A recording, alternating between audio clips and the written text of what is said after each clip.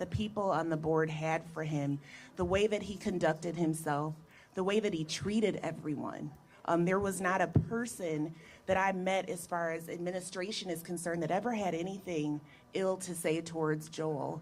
And I just am very grateful for the time that I got to spend with him. I was the recipient, and I know Dan was as well, of like the daily phone calls. He'd call me, I'd say, Joel, I'm in a trial. Okay, and then he'd call me right back an hour later, and I'm like, Joel, I'm working. But he always wanted to check in on you any time of the day, any time of the night, and he was really a mentor to me in so many ways, and like a father to me in the way that was most important. The love that I had for him and that he had for me, I will cherish in every memory that I shared. So, love you, Joel. I'll go next. The last couple of days have been filled with Joel stories as the board has gathered and spent time together. Last night we had the opportunity of going over for visitation, and so that was an important part of closure, I think, at least for me. When I think of Joel Ferguson, yes, a lot of it is time on the board, and of the current trustees serving, I served the longest with Joel, although there are former trustees that served many, many more years than I have. And towards the end of Joel's term, the last couple of years, you could see where his health was more in decline. And I think it showed up first with hearing issues, and it's like he was always kind of, like a snap of the fingers trying to catch up just because of hearing difficulties. But there are so many wonderful stories about Joel because he loved this university, and Joel always wanted to do what was in the best interests of Michigan State. For me, because I grew up in this area, in the Ingham County community, I had known of Joel for many, many years. So for the greater Lansing community and the state of Michigan, I would argue, Joel was really an icon because he would show up as a community leader. He's the first African American to serve on the Lansing City Council. He had run for higher office. He got extremely involved in national and presidential politics. He was a developer, and you can see his footprint or his handprints all over this community and across the state, frankly, on projects that he spearheaded. He was a mentor, though, to hundreds of young people, and he had a really soft spot in his heart for youth and helping them to develop into professional young men and women. Joel, he always had a lot of advice to give everyone. He tended to be pretty long-winded on public comment, but he almost always left you with the final thought, and I believe it's still true to this day, and that he will say, our best days are ahead of us. And he would almost always end his public comment that way, and I think it's true. I think with our new president, Kevin Guskowitz, and the leadership of this board, the outstanding faculty and staff, and our bright students with just boundless opportunities, that the best days for Michigan State really do lie ahead. So thank you. Anyone else? I just want to make sure that I pay tribute to Joe Ferguson, trustee emeritus. He was an exemplar. He was funny, kind, business savvy, and powerful. Someone to look up to for anyone at any age. And always sharp, always a dresser. And the same calls that everyone else would get, I get them all the time. Oh, Joel, Mr. Ferguson, I'm on the plane. Okay, well, call me later when you land. Okay. I'm still on the plane, Joel. I'm still on the plane. We just talked. I'm taking off, right? Okay, call me. I said one idea. Okay, I'll call you back. He was hyper vigilant and diligent about MSU. He served his family, he served his friends, he served his state, and he served Spartans, and he will be missed. Thank you.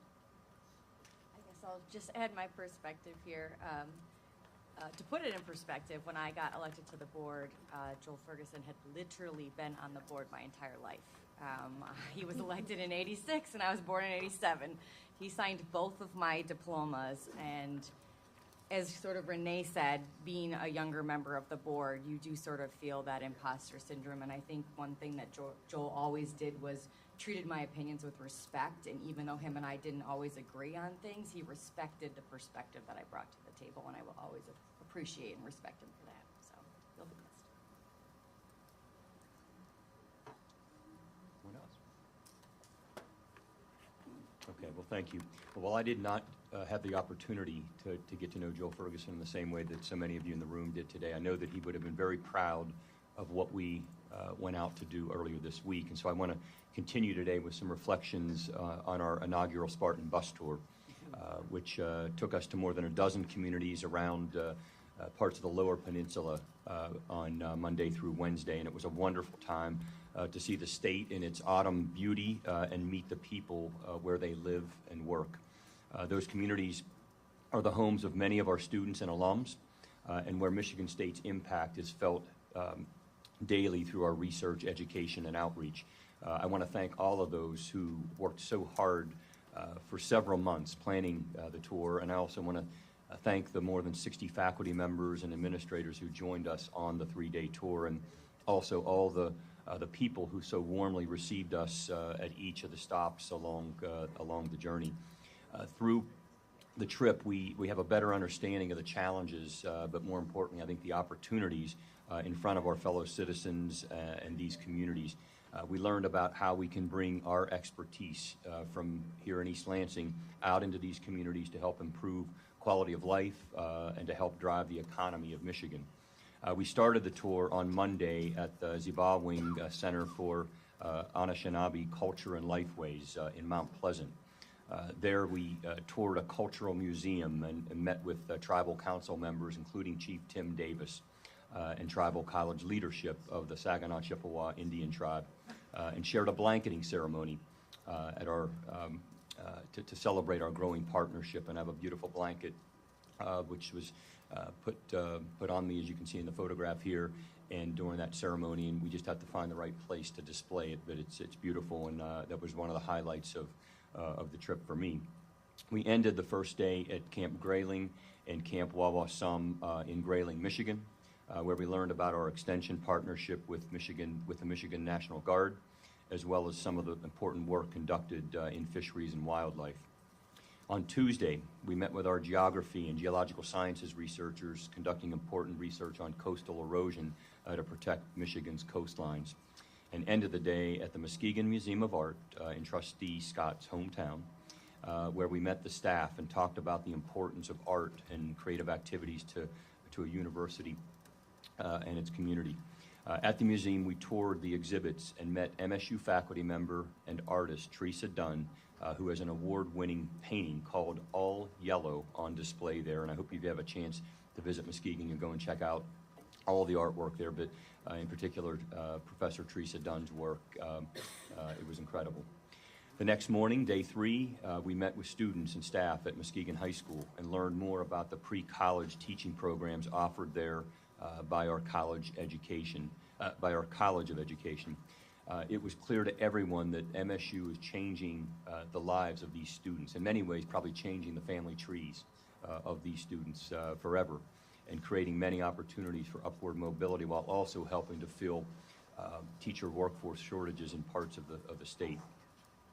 And among our final visits, we stopped at 2 vital MSU research facilities. We saw the Kellogg Biological Station, where important long-term environmental research is conducted by several of our researchers who inform farmers and environmentalists across the Midwest. And at our Grand Rapids Research Center, we met MSU faculty and physicians conducting groundbreaking medical research in cancer, women's health, neuroscience-related conditions such as Parkinson's disease, and other health conditions, and I'm really proud of the work that we're doing there as well. So I want to give you a brief visual summary of the tour. Our communications team is amazing, and they were able to fairly quickly put together this video that I think you're going to enjoy, which can give you another perspective of those 3 incredible days that we just had. So if we can roll the video.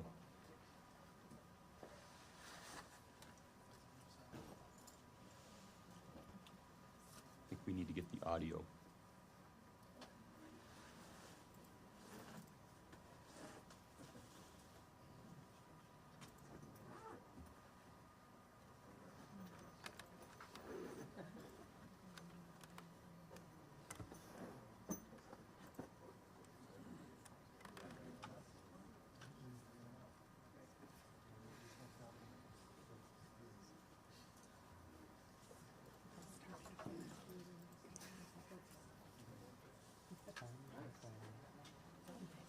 You can imagine what everyone's saying here. Yeah. That's right. You want to re-roll it? Okay, that's fine. Yeah, let me keep on rolling here, and we'll find we'll get it fixed.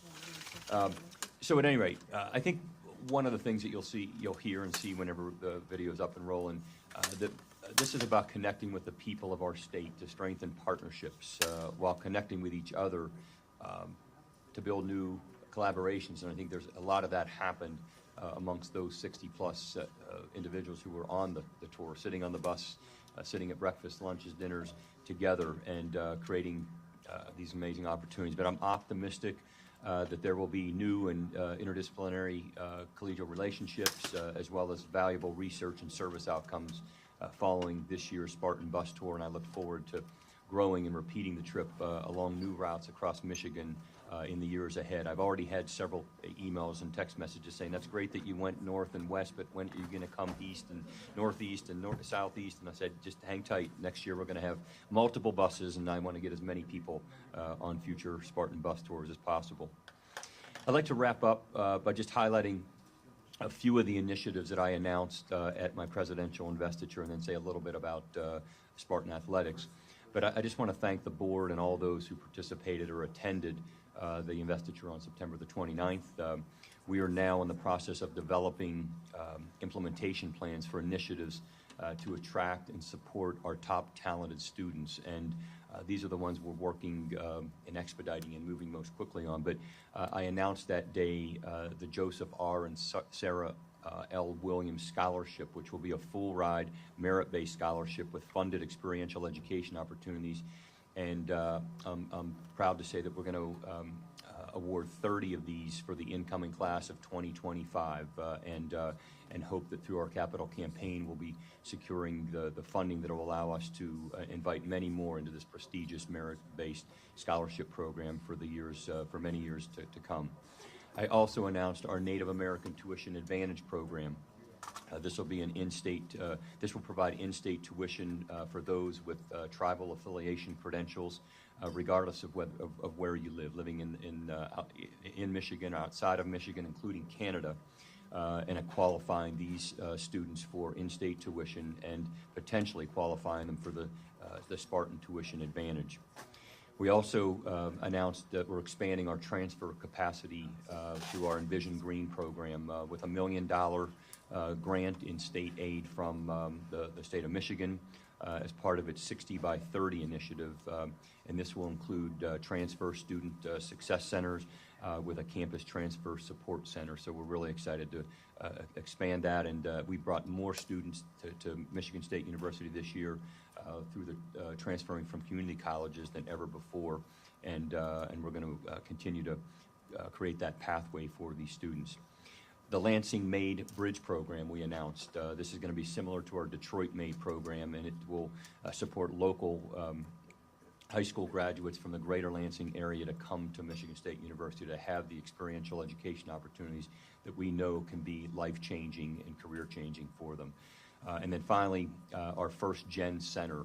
This one has received a lot of attention, positive feedback, and this First Gen Center is going to allow us to build on our network, build on our work supporting first-generation students as a first-gen forward institution. So much more to come on these, and there were several other initiatives, but I wanted to just focus this on, how we're going to attract top talent and work hard to retain top talented students here at Michigan State University. And finally, with Spartan Athletics, I just want to say it's been an exciting season, and I've enjoyed getting out to many games to support our student athletes. I want to offer congratulations to several Spartans, starting with junior Ozan Barish. Ozan is the first Spartan men's tennis player to win the Intercollegiate Tennis Association Regional Singles Championship, and that happened recently right here at the MSU Indoor Tennis Center. Congratulations also to the MSU ice hockey program. It's going to be an exciting season for Spartan ice hockey. They recorded their 600th win at Munn Ice Arena with a victory over number 2 Boston College just about 10 days ago. The victory came as MSU celebrates the 50th anniversary of Munn Ice Arena this season. And then finally, how could we forget the incredible weekend that we had up in the UP in Marquette. Congratulations to men's basketball head coach Tom Izzo, who was part of the preseason matchup at his alma mater, Northern Michigan University, this month. He was honored with the retirement of his jersey number 10. And it was wonderful to be there in Marquette to help Tom and his family celebrate his personal homecoming in Marquette. And to wrap up, I'm looking forward to our groundbreaking later today for the new Plant and Environmental Science building, which will open new opportunities for our faculty and students for research and educational excellence. And I'll just conclude with another reminder for everyone to exercise the most basic right under a democracy, which is to vote in the November 5th election. I sent an email yesterday reminding our campus community and offering a number of voting resources. So with that, we'll move along in the agenda. I don't know if we have the video ready to roll. I'm going to try it one more time. Here we go. Yes. Ready to roll? I'm really excited about the opportunity to explore my home state and make some new connections in areas that I probably never would have the chance to before. We're going to see the impact that Michigan State University has as Michigan's state university.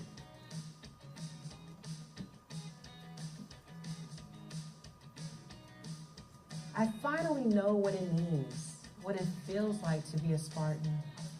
Because Spartans will be a source of strength, supportive in the mission, dreams, and future of all those who consider us home. It's about uplifting communities, and this is just such a good example of how we are concretely doing this.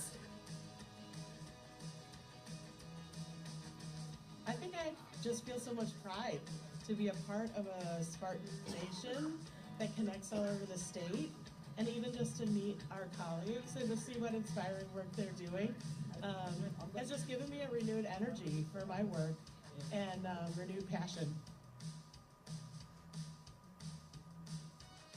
It's been inspiring. The opportunity to build connection with community partners, getting to meet these students here. It's really why we do what we do, and it's a blessing to be a part of that.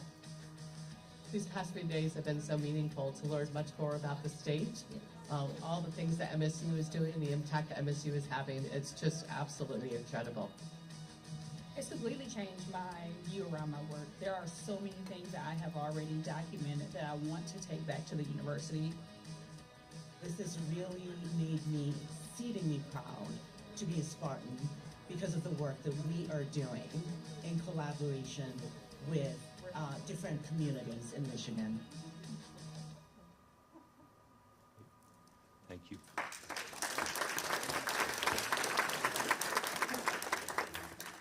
So with that, I'm going to turn to Vice President for Research and Innovation, Doug Gage, and I think we may actually hear from one of our bus tour participants. So, Dr. Gage. Thank you very much. Today's speaker is Dr. Angela Chia Chen. She's professor and the first McLaren Greater Lansing Endowed Chair for Behavioral Mental Health Nursing Education. And that is the first endowed chair in the college. She joined MSU last summer from Arizona State University, and leads the college's efforts in partnership with clinical and community partners to develop strategic educational initiatives and innovative practice models aimed at enhancing inclusive and equitable behavioral health and well-being within the community.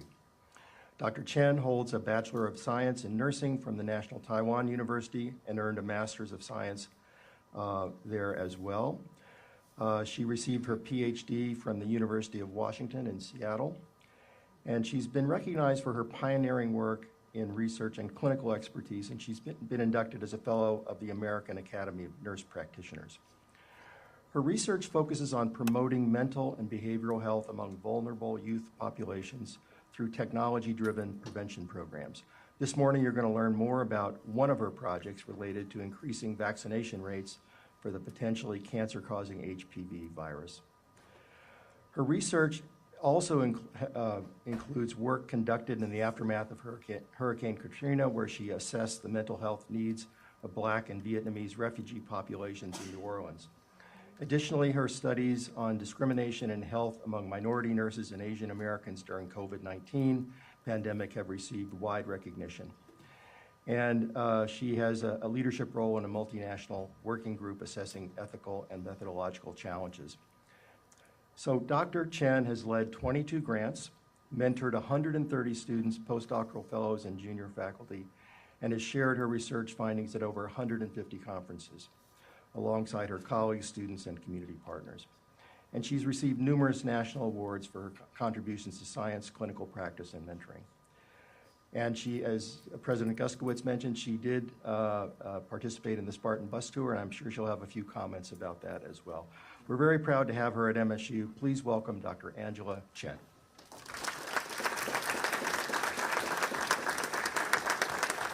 Thank you. With a great honor, I'm excited to share some of my work here today. And I really want to thank you, Dr. Gage, for your kind introduction and spell my name so beautifully. So I share the story that as a first-generation immigrant myself, I know it's a little bit difficult to have everybody spell my name correctly. And it happens that my middle name, Cha Chen, that's how my family call me, the pronunciation and spelling are very similar to my last name. And so over years, I share that with my fellow colleagues on the bus, and people have been calling me in a very creative ways. Some people would just call me Angela Cha-Cha-Cha, and some people call me Angela Chen-Chen-Chen, all different variations. And I love it. I think that's the beauty of the language, the beauty of the culture. So today, all right. So Dr. Gage already introduced some work I do. So as a faculty who have been here for only 15 months, I came in, I was so amazed for all those incredible friendship and support from inside and outside of MSU and local communities. And I will show you why. And my work primarily using different technologies to develop those user-friendly, developmentally, linguistically, and cultural congruent interventions to encourage to promote behavior, mental health, well-being. And today, I'm going to show you two different examples how we leverage those technology to work with different populations to promote HPV vaccination among youth. By the way, HPV stands for human papillomavirus, just in case if you are curious. And it get really easy to mix, confused with HIV. So I got those questions all the time, including my own boys. And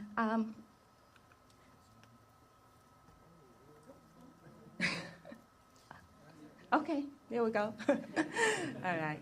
And so usually when I do some prevention or have some talk, try to engage a community or clinical partners or parents, and they always the question I got asked all the time is, do they work? All right. Well, luckily, so we have doing over years, we have done a lot of pilots, and including one of the ongoing studies that we're working with MSU pediatric clinics, 4 different sites in the Great Lansing areas. The study is funded by National Institute of Health. And those pilot study findings indicate those low-cost and scalable interventions have shown effects in increasing the knowledge and awareness of the disease and the vaccine. It also promotes positive attitudes by addressing the vaccine hesitancy. And most importantly, those interventions have boosted the vaccine intention and uptake. That's the desired behavior we would like, use for everybody to get to protect their own health.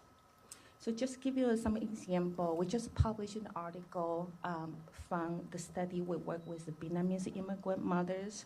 So in this pilot study, actually 2 pilot studies, one of the very first studies, 100% of those Vietnamese mothers who watch the stories that you will get a slim of that later, said that yes, they are going to vaccinate their kids against the cancer.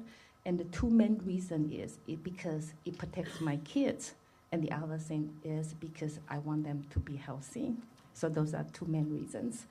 And in the second pilot, we also measure the vaccination intake. So for those kids, before they reach, if they get the first shot before they turn 15, they only need 2 shots. And if they get the first one after they turn 15, unfortunately, they will need to get 3. So we really try to push them to get those prevention measures as early as possible. So in the second pilot, 56% of those moms said their kids got the first shot of HPV vaccine, at 2 months follow-up. So we are very pleased for that, and we're still doing the follow-up work. Okay. So why HPV vaccine? There's so many different vaccines out there. Why do we focus on this one? Mainly because it's not mandatory vaccine. Kids do not have this vaccine for the school requirement. And also, HPV infection is really the most common sexually transmitted infection in the US and globally. And also is related to 6 types of cancers and affects everybody, males and females. So over 42 million of Americans are infected with certain types of HPV that can cause different diseases, including cancers. 30 million people, including youth, are infected every year. And those data are from, Centers for Disease Control and Prevention. The annual deaths attributed to HPV-related cancer is over 7,000. And stunningly, it also causes substantial economic burden equal to $3.8 billion annually in the United States. We could have saved all those money and use it in other meaningful ways if we do our prevention work well. While HPV vaccine is widely available and effective, the completion rate is definitely beyond, really low, really significant below what's the national goal is 80%. And I want to show you an example. So one of the reasons we choose to work with the Vietnamese immigrant family because Vietnamese females have the highest rate of HPV-related cervical cancer mortality. And their vaccination completion rate, we don't have a national statistics because all those national statistics do not break out, by specific racial ethnic groups. And so we got those data from descriptive study from local people, maybe in Texas or California, from the population design. It's 9%, and the national goal is 80%. So you definitely see the big health disparities in this area, and that also means that it's a huge room for improvement. So we work with youth, hopefully, they get their first vaccine to protect themselves at age 11 or 12. And CDC also recommends that they can actually start the vaccine at age 9. But reality, when I talk to the parents about, the parent with 9-year-olds, it's really challenging for them to see the connection between HPV and the need of the vaccination, because kids are not in puberty yet. And we also definitely include their caregivers and parents because the important role in health decision making. We also specifically working with immigrant and refugee population because the limited English proficiency, the lack of knowledge and wellness, and believe that vaccination can probably encourage children's premarital sex. But I can tell you, with the evidence that we have tested that hypothesis, none of the evidence indicate that there's any relationship between kids who get vaccine or they would do their premarital sex earlier than parents want to see. And this is the first thing I want to show you. So this is the fun part. I wish I could show you the game, and so you can actually play that. So the game is called HPV detective game, and we co-developed this game with our youth and their caregivers and healthcare providers and community advocate groups all together, and we have done several series of pilot testing. And so in this detective game, we put it in the waiting room at a clinical setting. May I ask, what's the average time that you wait to be seen before you see your provider? I'm sorry, I have to turn the mic back.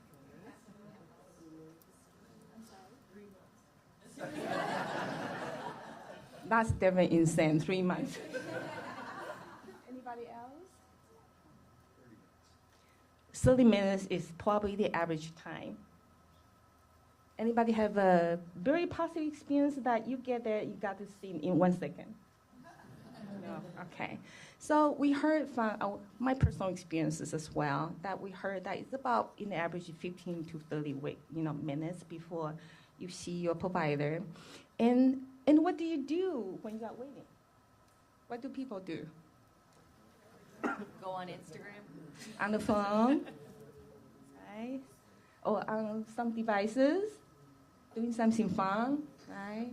Update your social media, the pictures, share how fun the tour is, right? All those things. Okay.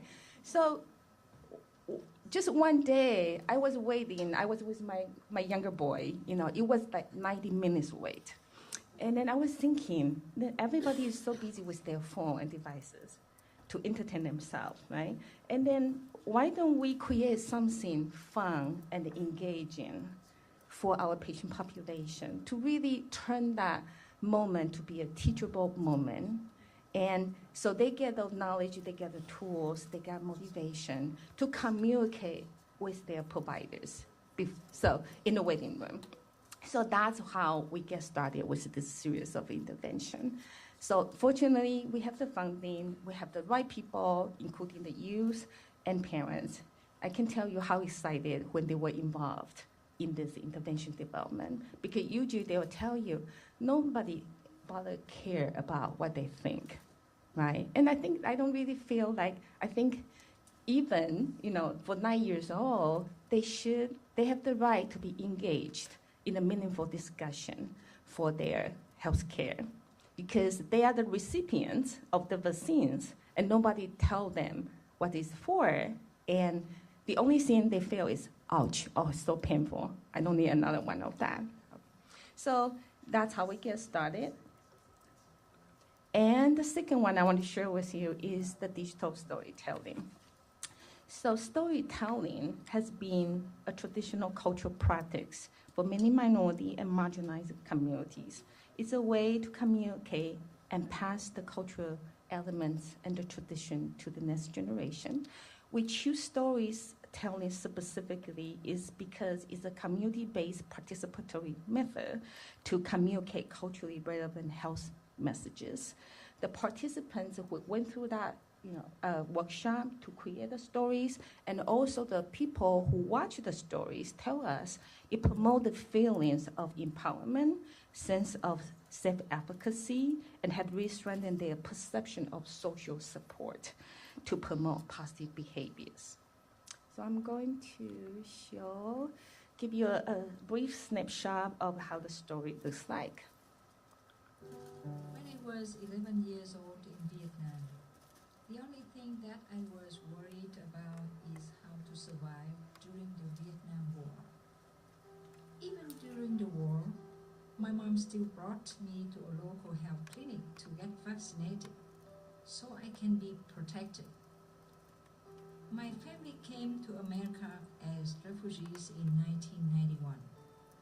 I was so surprised that everyone has the family doctor and prevention care in this country. I have learned about HPV vaccines during Asian Pacific Community in Action's health fair, but I did not pay attention to it. My youngest daughter's doctor made me aware about the HPV vaccines for girls. My oldest daughter, who is now a nurse. Okay, so we have to stop here, but yeah, more than welcome to reach me. I'm happy to show more. All right. So far we have co-developed 4 different stories with our Vietnamese immigrant mom with the vaccinated kids, because we want to learn what really motivates you. What's your perception of HPV and the vaccine and the healthcare system here overall? What the challenges you encounter? How do you overcome those challenges? And most importantly, why do you decide to vaccinate your child? Okay, I know this is a very busy slide. I try to put all related projects that ongoing with my MSU colleagues and local communities, including schools, right on one slide. So I have been here for 15 months, and I can tell you how much I appreciate all those supports that I get from MSU Inside Out and the local communities to make this happen. So I want to highlight 2 of the projects, actually 3 maybe, on the slide.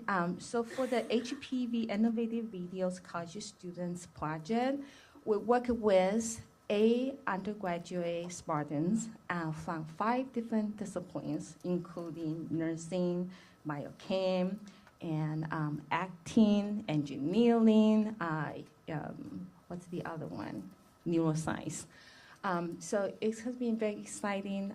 We meet every month, and for them, so they group together, they create the scripts, and we are also working with the faculty and students in College of Communication of Arts and Sciences to put everything together. So very soon, I hope that some of our students will be able to see those videos very quickly. So those videos are designed by our students and for our students.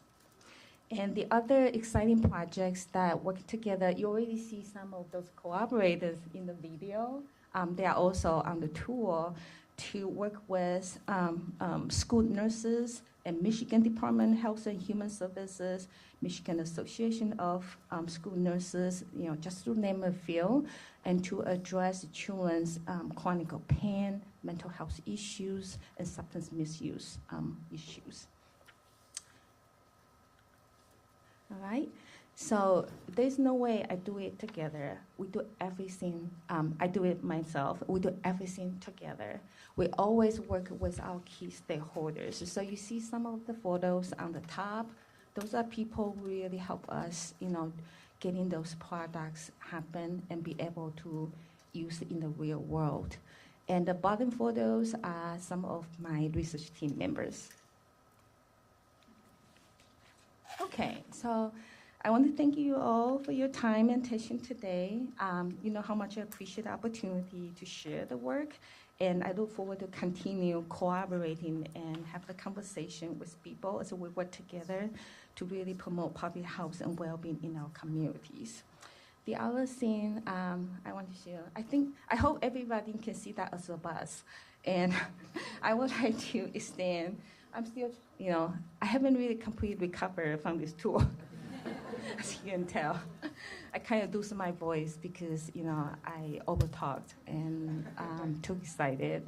And I definitely think that, the people, all the support, the spirit on the bus is just remarkable, shared among us is remarkable. And I want to extend my heartfelt thanks to our president and all our colleagues who made the Spartan Bus Tour possible. They take extremely good care of us, physically, mentally, and perhaps spiritually as well. And I haven't had the courage to stand on the scale to see how much pounds I gained, over the 3 days. Okay. And I feel like I'm, the first question, when I got that notice, I feel like, why me? What did I do to deserve to be on the bus? If somebody can share that story with me. And I'm deeply honored and grateful that to have the opportunity to join the bus. Especially as a relatively new faculty here, this tour really provides me an invaluable opportunity to see, to talk, to engage with communities and really witness the incredible impact that MSU people have made across the state. It highlights MSU's wide-reaching influence in areas such as healthcare and agriculture, education, economical development, and of course, environmental sustainability.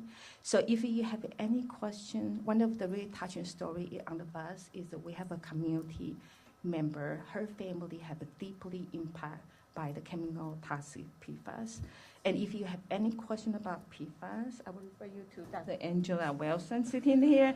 She can tell you whole the story and how terrible, how severely that impact our environment and human health.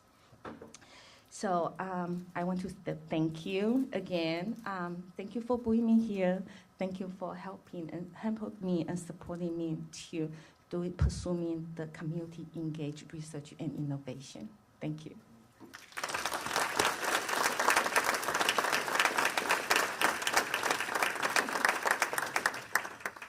Any questions? Can I make just a I quick was comment? told that I should be here for questions. I think. You're not quite done. No, my comment is truly a comment and not a question for you. But I just want to really say how impressed I am by the work that you are doing in teaching young women to be educated advocates for their reproductive health. As a mother of a teenager, I insisted that she get her HPV vaccine. I probably didn't explain it as well as I should have, and I wish we had your game to play.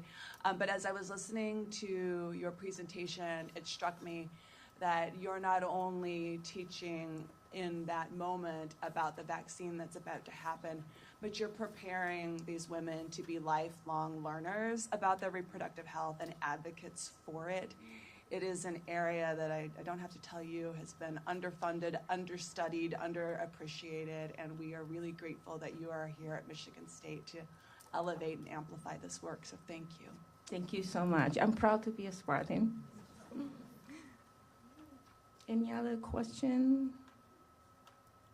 I'm just curious, Vietnamese American women are most vulnerable to this HPV-related cancer. Do we have an understanding of why? Yeah, I think it mostly is that when we start working with them, language is definitely a big issue, and culturally values, because this, HPV has been a touch, it's very uncomfortable for people in certain cultures or maybe across culture to talk about reproductive health. So I remember in the early days when HPV vaccine just, get approved by FDA and be available on the market in 2006. It had been marketed as a female disease. You probably still have to remember, and it's definitely bring a lot of stigma attached to it, and people don't want to talk about it. So when we say about it's the most common sexual transmitted infections. If I say that to the parents. I scare them away. Nobody wants to talk to me anymore. So, but really, we have to use the right language and communication to talk to people who might try to disseminate public health issues. So it really, vaccine is a cancer prevention strategy. And as soon as we say that, parents get it. They say, yeah, I want to protect my kids from cancers. And the other reason is, I am a healthcare provider myself. I can tell you how difficult to navigate healthcare system here with so many different insurance coverage. Sometimes the pharmacy will call me, hey, can you use a different medication? Your patient's insurance doesn't cover that. And which is really sad because we already know that medication works for that patient. So why do we want to switch to a different medication for the money issue? So this is just an example, and they also fail being legal, like neglected, like people are less likely to provide those education to them. So when we start working with them, really the first thing is they never heard of it, and they don't know that exists, and they don't know a vaccine can can protect their kids. So I think to get the message out to the public, working with those key stakeholders, using the language they can understand and accept it, those are the keys. Thank you. Thank you. Other questions? Any other questions? Thank you so much, and we're grateful that you were on the bus tour, and appreciate all you're doing. Thank you. Thank you.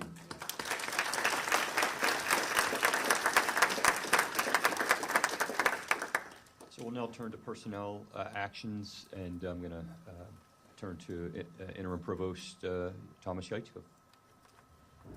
Thank you, President Guskowitz.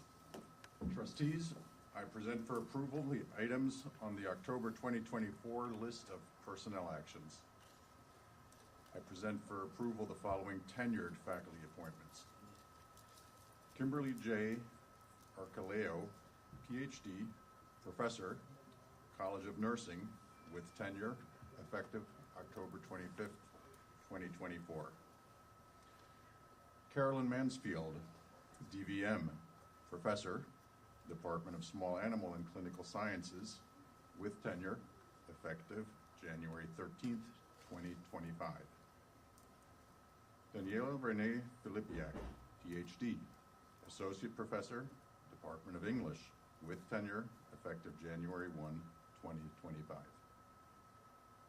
I present for approval the following personnel actions. I'm pleased to recommend Richard Zernecki, BS, Associate Vice President, MSU IT Office of the ACIO, and Interim Information Officer, Department of IT Services CIO, for a change in title to Chief Information Officer, Department of IT Services CIO, effective October 1st, 2024. I'm pleased to recommend Michael Sanambrogio, JD, Professor, College of Law, and Interim Dean, College of Law, for a change in title to Dean, effective October 25th, 2024. I'm pleased to recommend Vinnie Gore, MSED, Senior Vice President for Student Life and Engagement, for a change in position and title to Executive Vice President for Administration, effective March 3, 2025. It is recommended that the title of Vice President and University Spokesperson be changed to Vice President and Chief Communications Officer, effective October 25, 2024, and that all applicable policy documents be revised to reflect this change. The custodians of board and university level policy documents are authorized to update position titles referenced in those policies in alignment with this action and in consultation with the Office of the President. Therefore, I am pleased to recommend Emily Durand, MA, Vice President and University Spokesperson, for a title change to Vice President and Chief Communications Officer, effective October 25, 2024. It is recommended that the title of Vice President for Marketing, Public Relations, and Digital Strategy be changed to Vice President and Chief Marketing Officer, effective October 25, 2024, and that all applicable policy documents be revised to reflect this change. The custodians of board and university level policy documents are authorized to update position titles referenced in those policies in alignment with this action and in consultation with the Office of the President. Therefore, I am pleased to recommend Heather Swain, BA, Vice President for Marketing, Public Relations, and Digital Strategy, for a title change to Vice President and Chief Marketing Officer, effective October 25, 2024. It is recommended that the title of Vice President and Chief Safety Officer be eliminated, effective November 11th, 2024, and that all applicable policy documents be revised to reflect this change.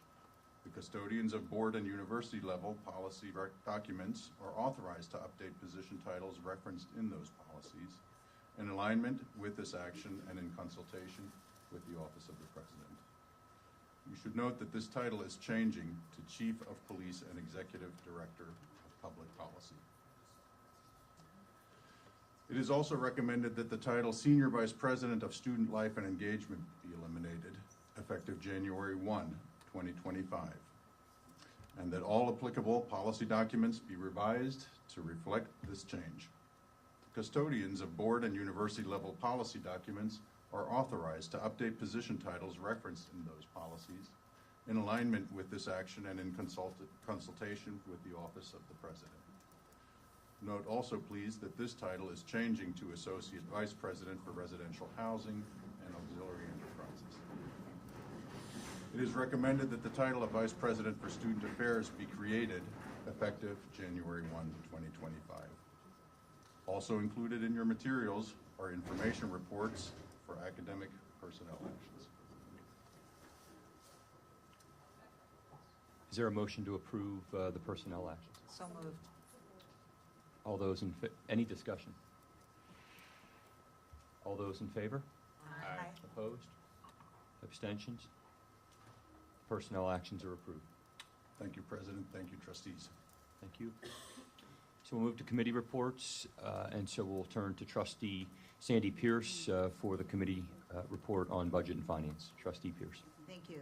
As chair of the Trustee Committee on Budget and Finance, I move that the Board of Trustees hereby adopts the 2026 capital outlay project request and 5-year capital outlay plan included as attachment A. Call. Support? Okay. Second? All those in favor? Aye.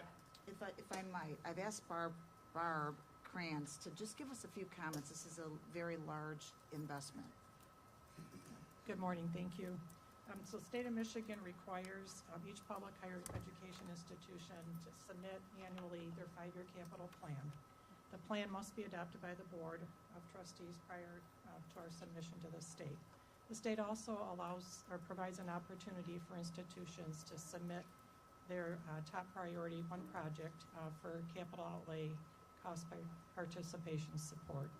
The administration recommends to the Board of Trustees that we submit the Engineering and Digital Innovation Center project to the state for consideration for cost sharing.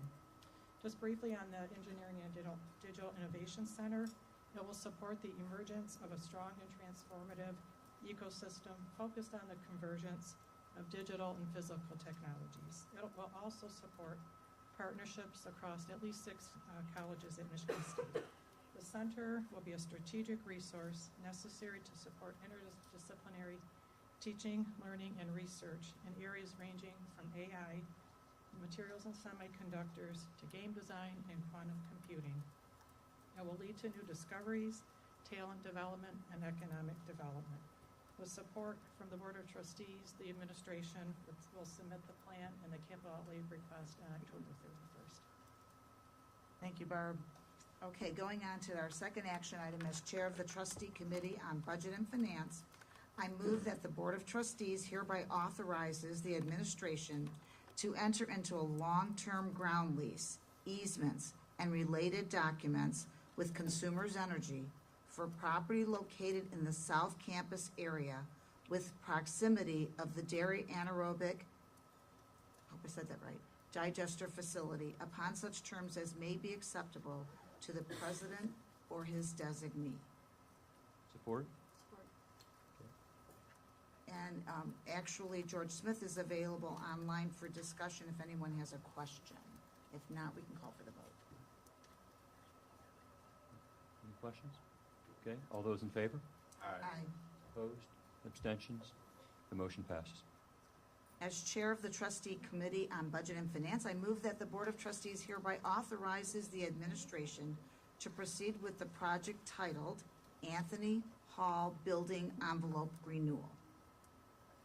Support? Okay, if anyone has any questions, Dan Bowman is available for discussion. If not, we can call for a vote. All those in favor? Aye. Opposed? Abstentions? The motion passes. As Chair of the Trustee Committee on Budget and Finance, I move that the Board of Trustees hereby approves revisions to the Board of Trustees 614 real estate policy as indicated in Attachment A. For a second. If anyone has any questions, Stephen Fletcher is available for discussion. If no questions, we can call for a vote.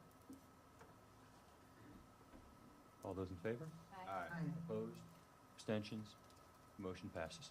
The committee also received updates on various capital projects. Phil Zecker, our Chief Investment Executive, facilitated a discussion regarding investments in coordination with the Association of Governing Board of Universities and Colleges. That concludes my report. Thank you, Trustee Pierce. We'll turn to the Committee on Academic Affairs and turn to Trustee Renee Kanaki-Jefferson. Thank you. On behalf of the Trustee Committee on Academic Affairs, I have two motions that I'll be bringing forward. The first, I move that the Board of Trustees hereby approves revisions to BOT 303, Standards for Research Policy, as indicated in Attachment A. Second. And I would note that Doug Gage is here for questions, if there are any. Any questions? All those in favor? Aye. Opposed? Abstentions? The motion passes. And then the second motion on behalf of the Trustee Committee on Academic Affairs, I move that the Board of Trustees of Michigan State University, as the sole corporate member of MSU Healthcare, Inc., hereby adopts the attached amended and restate bylaws of MSU Healthcare, Inc., and be it further resolved that the Board of Trustees of Michigan State University delegates the activities of the corporate member, with the exception of sections 302 A, D, and E, to the president of the university, as allowed in sections 3.01 and 410 of the amended and restated bylaws. Any discussion? And I would note that Norm Hubbard is available here if there are any questions. All those in favor? Aye. Abstentions? Or opposed? Abstentions? The motion passes. The committee also met and received the final fall enrollment report and updates on unionization and the Henry Ford Health Partnership. Interim Provost Yeitzko is now going to provide just a few remarks on the university's final fall enrollment numbers, and so I will turn things over to him. Thank you, Trustee Kanaki-Jefferson. I'm proud to announce that MSU is the #1 choice for in-state students looking to attain higher education. Indeed, this has led to steady growth in enrollment, with the largest number of students ever attending Michigan State University today. This year, the total university enrollment is over 52,000 students, with 52,000 students and 89. This fall, we welcomed roughly 11,000 new undergraduates, 9,652 first-year students, and 1,326 transfer students. When added to our returning students, this yields a total of over 41,000, with exactly 41,234 students being the largest undergraduate enrollment to date. This includes 10,723 students of color. At 27.5% of the domestic class, it is also the most diverse undergraduate student body to date. Total enrollment includes international students from 138 countries, all 50 states, and all 83 of Michigan's counties, with Oakland, Wayne, and Macomb counties being the 3 top counties in terms of student enrollment. Students of color make up a total of 27.8% of the domestic class, making it MSU's most diverse student body as well. Our 2024 entering class GPA remains strong, with an average high school GPA for the 2024 entering class of 3.74. Entering GPAs have remained consistent over the time, even throughout our increases in enrollment. Thank you very much. Thank you. And President, that concludes my report. Great, thank you. We'll turn to the Committee on Audit, Risk, and Compliance. Trustee Brianna Scott. Thank you, President Guskowitz.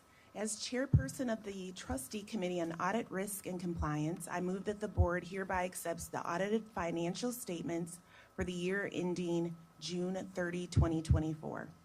Support. Is there any discussion, questions? All those in favor? Aye. Opposed? Abstentions? The motion passes. As chairperson of the Trustee Committee on Audit, Risk, and Compliance, I move that the board hereby approves revisions to Board of Trustee 103, Board of Trustees Conflict of Interest Policy, as indicated in Attachment A. For a second. All those in, any discussion? All those in favor? Aye. Opposed? Abstentions? The motion passes. Thank you. As chairperson of the Trustee Committee on Audit, Risk, and Compliance, I move that the board hereby approves the following: a sponsored research agreement with Great Lakes Crystal Technologies, Inc., and an option and research use license agreement with IORA Nature Tech Inc. Sorry. Second. Any discussion? Doug Gage is available if there are any questions or discussion. All those in favor? Aye. Opposed? Abstentions? The motion passes. Additionally, the committee further discussed fiscal year 2024 audited financial performance. This concludes my report. Thank you, Trustee Scott. We'll turn to the Committee on Support, Life, and Culture with Trustee Kelly Tebay. Thank you. The Student Life and Culture Committee met with the leaders of recreation, sports, and fitness services. We learned about the usage of intramural facilities having returned to pre-COVID numbers with 2,000 participants and 94 fitness classes and 5,895 participants in IM Sports. The new Student Recreation and Wellness Center is currently on budget and scheduled, with the opening scheduled to be spring 2026. We also met with Dr. Alexis Travis, Assistant Vice Provost and Executive Director for University Health and Wellbeing, and Dr. Swapna Hingwi, Director of Counseling and Psychiatric Services. And I also want to note that it was the first committee meeting that our student liaisons joined us, which was really exciting to have them be part of that. And Dr. Travis and Dr. Hingwi are here to provide mental health services update.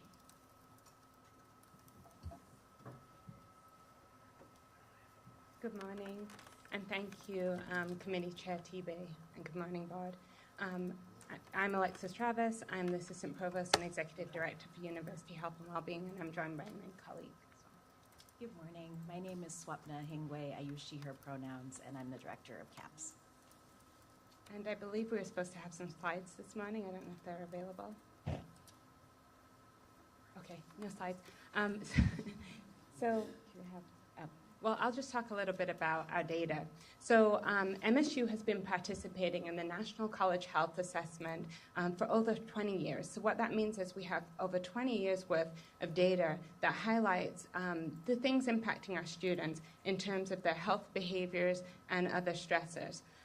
In that data, we have now gone to a new survey, the ACHA, the American Health College Survey 3, and that's more inclusive, so we can see more of the demographic data related to mental health and what students are experiencing.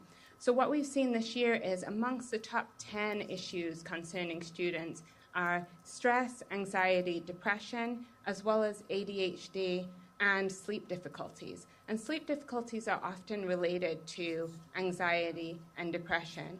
So what we're looking at are what are the stresses facing our students. It could be financial, it could be academic stress, it could also be related to some of the global conflicts that we're experiencing at the moment, as well as the lingering effects of COVID and other things that are in the environment. For example, we're currently in election season, and everybody knows being in a battleground state is particularly stressful. And so we're looking at where do we sit in comparison to other institutions. If I had the slides available, you would see that MSU mirrors closely other national institutions. So we have a data set that shows how MSU fares compared to our counterparts in a sample data set, and you can see we're almost the same for most of those indicators. So we're looking at being creative, meeting our students where they're at, and continuing to listen and understand what the issues are. And I think Dr. Hingway can speak a little bit more to some of the specifics. And we are working on trying to get the slides up, correct? Correct. Great. There we go. There we go. No, I'll just show what I. Thank you. No problem. Okay. So this is the data set that I was talking about, and as you see, stress, anxiety, depression, sleep difficulties, and attention deficit disorder. I will say, because we see a lot of students, in CAPS. We also have several different areas across the university seeing students. And we know through our RCPD, our Resource Center for Persons with Disabilities, that ADHD and also other neurodivergents are increasing. And so we're looking at ways to be responsive and adaptive to that as well.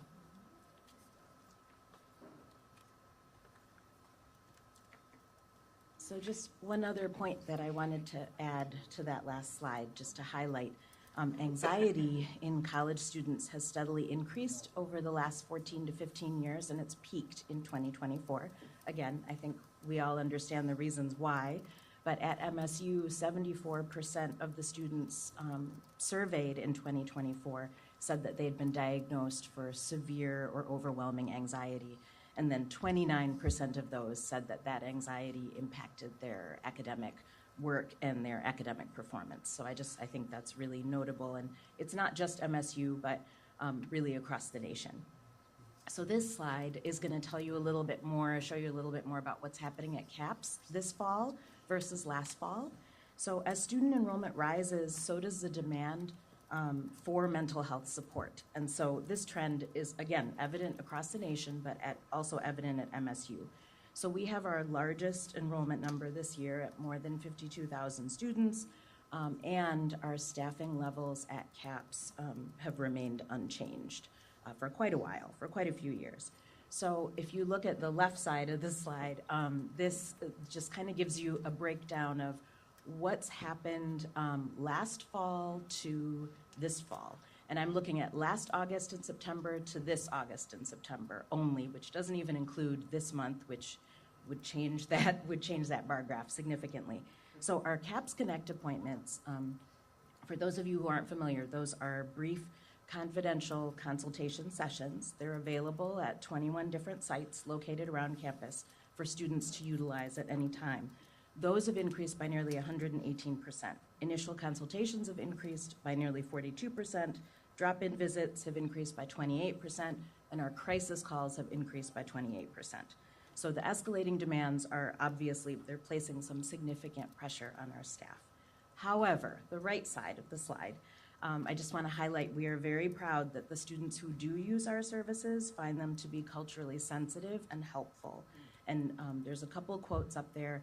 I'll read the shorter one. I felt very cared about and look forward to attending more CAPS counseling in the future. So I just want to highlight that the students who do use our services are really happy with our services. I won't go through all of these in detail, just want to highlight a few of these enhancements to the mental health services we provide currently. What we try to do at CAPS is go out into the community and go out to where students are to improve access and to improve equity. So what I'll highlight are these embedded positions, our embedded CAPS counselors, and they're in 3 different locations on campus, and we're trying to figure out some ways to enhance that embedded program. And then Together All is something new that we have that's an online peer-to-peer social media platform. It's peer support, it's anonymous, monitored by clinicians, and it's free for MSU students. Any MSU student can sign up with their email. So that's a very important resource that I think people need to be aware of. And then earlier this month, we had Fresh Check Day, a really uplifting mental health awareness and suicide prevention event. And I think there are probably people in the room who attended this event. It's through the Jordan Porco Foundation, and it's really about suicide prevention and mental health awareness. And we had about 600 to 700 students come through, and we're still getting all the feedback from those surveys. But what was beautiful about this event was that It was raising awareness, normalizing talking about mental health, reducing stigma, building community, and all here on our campus. So I think the last thing I want to say, I just want to acknowledge the CAP staff, my CAP staff. We care about student health, we care about student development, and we care about student success, and we deeply care about this community. Thank you, Dr. Hingwei. So as Dr. Hingwei mentioned, we're both really honored to be here representing the CAPS team and representing the staff in our mental health and trauma support services pillar, of which there are many. And I also want to say that although we do have staff, the demand that we're seeing is increasing, as you've heard, and so we do need an increase in staffing. And when we look at who we're inviting into our MSU team, we want to make sure that our CAP staff is representative of the population that we serve. So we're looking in to bring counselors in and psychiatrists in from different demographic backgrounds. And it's not just about how they appear, but it's the lived experience that they bring into the role so that they're able to relate to the students that they see.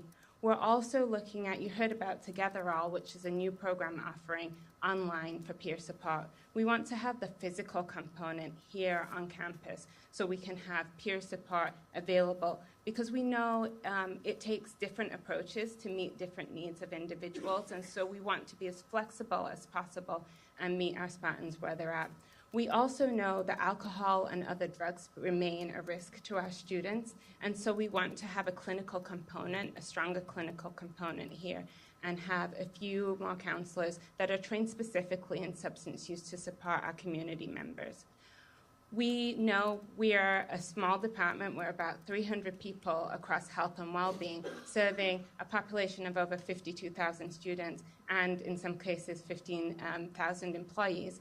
And so we know we don't do this work alone. I want to take a minute to acknowledge our partners, including the Department of Psychology, the Department of Psychiatry, family and couples therapy. And we are looking at how do we map out the services and where they exist. I noticed earlier Dr. Chia Chan mentioned that it can be difficult for people to navigate the healthcare system. That's equally so for the mental health care system, and we want to make sure that at MSU, people know where to go to get services at the right time in the way that meets their needs. We also want to acknowledge the ASMSU bill that was introduced, 6118. I know Christian Alman is here somewhere, who introduced and sponsored the bill. We are working collaboratively to make sure that we do have appropriate training options. And I want to say, in the last year, we introduced mental health first aid through a partnership with the HOPE Network. Now we want to introduce Question, Persuade, Refer, QPR. I know Trustee Scott had mentioned that last year when we met, and we're working on how do we do this, whether it's right to highly recommend the training or whether the training should be mandated. And we know there's a lot of sensitivity around that. I don't know if you wanted to say something. Sure. I wanted to thank them for really introducing this initiative to all of you. And I got to meet them for the first time at Fresh Check Day, so I wanted to also say that that's also something I really support as well. When we introduced this bill, 6118, to the General Assembly, this was a bill that was in months of preparation and one that we deeply considered before we introduced it. I've asked fellow students, fellow faculty on campus who have experienced the loss of a loved one to suicide, and if they would be open to this kind of training, whether it be highly recommended or mandated or some sort of level of enforcement. And it was a resounding yes among the people, because it seems like while we have a training right now, SARV training for people who experience sexual assault and relationship violence on our campus, there isn't something like this for the problem of suicide on our campus. And we have had a record high number of suicides last year. And I think that if we really want to be taking a stance and an initiative towards preventing suicide on campus, that we do something along the lines of what our CAPS, our University Health and Wellbeing Services, have provided, and along with this service proposed by Bill 6118. So, thank you.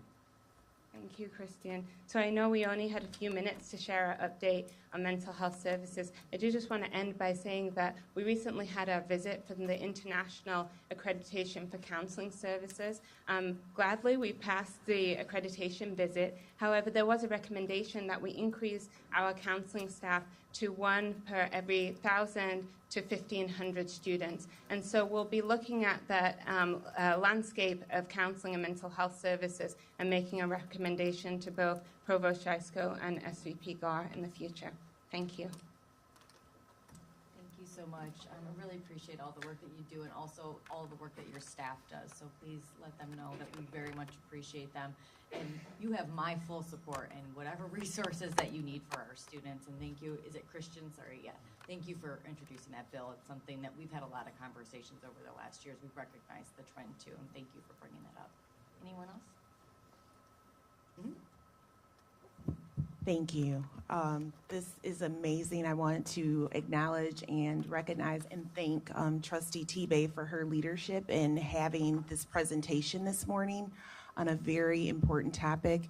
As has been mentioned, we have had elevated numbers in suicides on this campus, which is very concerning to the trustees up here. We have talked about this in many of our work sessions and how to tackle this phenomenon, not just in the world, but specifically here on this campus. And I want to thank you, Dr. Travis, you and your team for all of the work that you have done. I appreciate everything that you're bringing to the table. I appreciate Vinny for making certain that we are providing what you all need. I know we're a long ways away from the ratio that you just indicated that is recommended for counseling. And so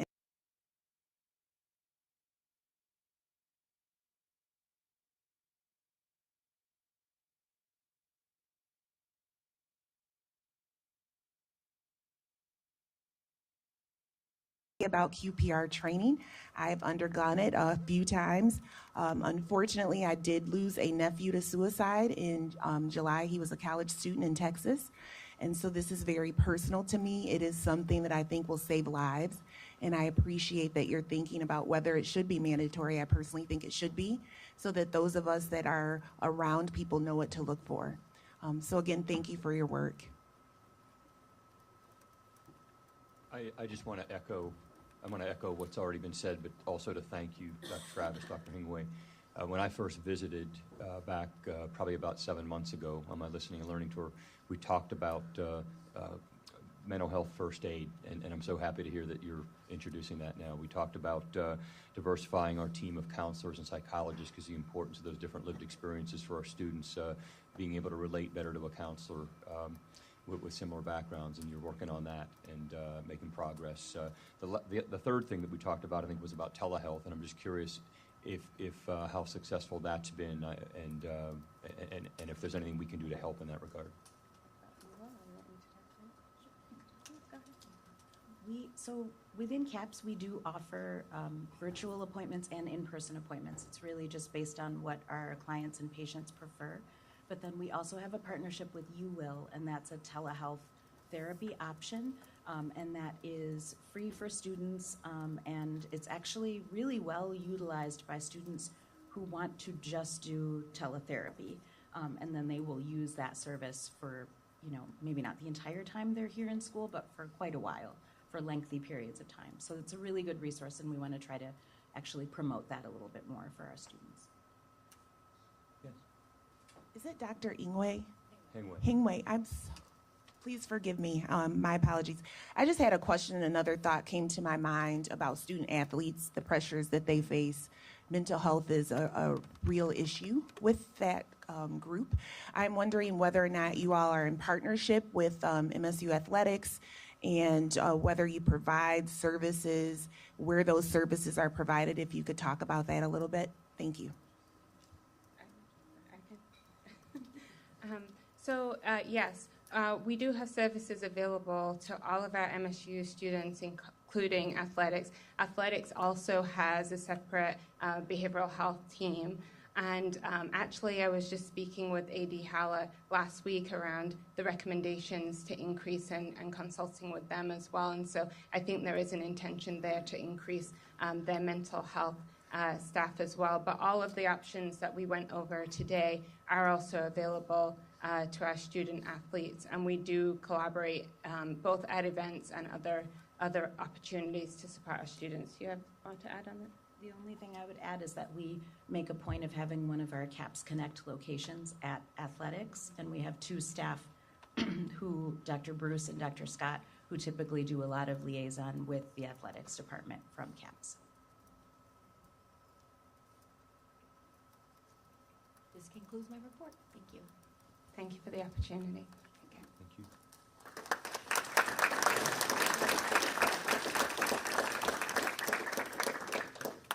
All right, we will now hear from the liaisons, and we will start with our at-large, Maddie Dallas.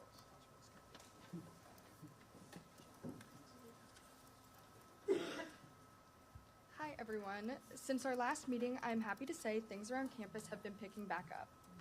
We are currently into pretty much the middle of the semester and midterm season, which means students have a lot on their plate. As I mentioned before, through holding this position, I am also the chair for UCSLE. We have had 2 meetings so far this year and have been able to welcome new representatives and members to the committee.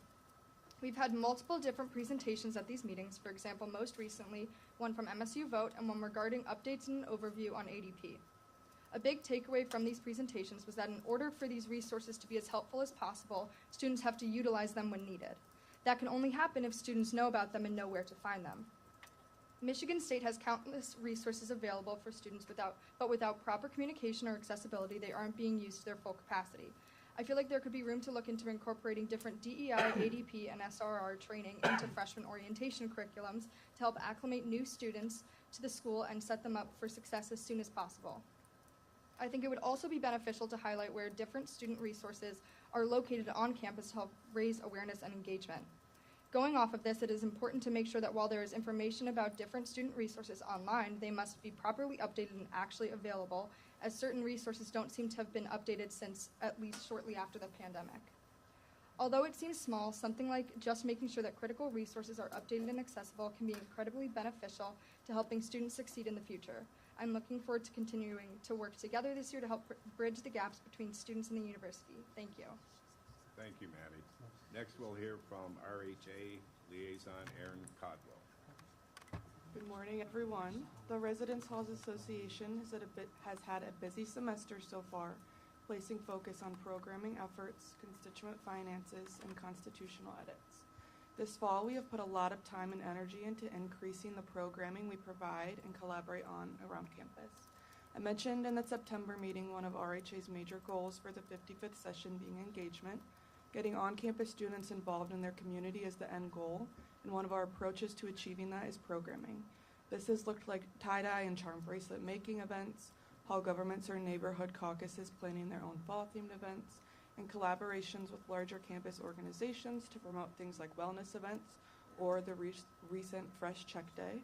Though engagement is one of RHA's main goals, it is important to clarify that we are not only looking to get people involved in their on-campus student government, we use our audience and presence on campus to promote a variety of events that may catch students' interest and help them get involved in the things they care about.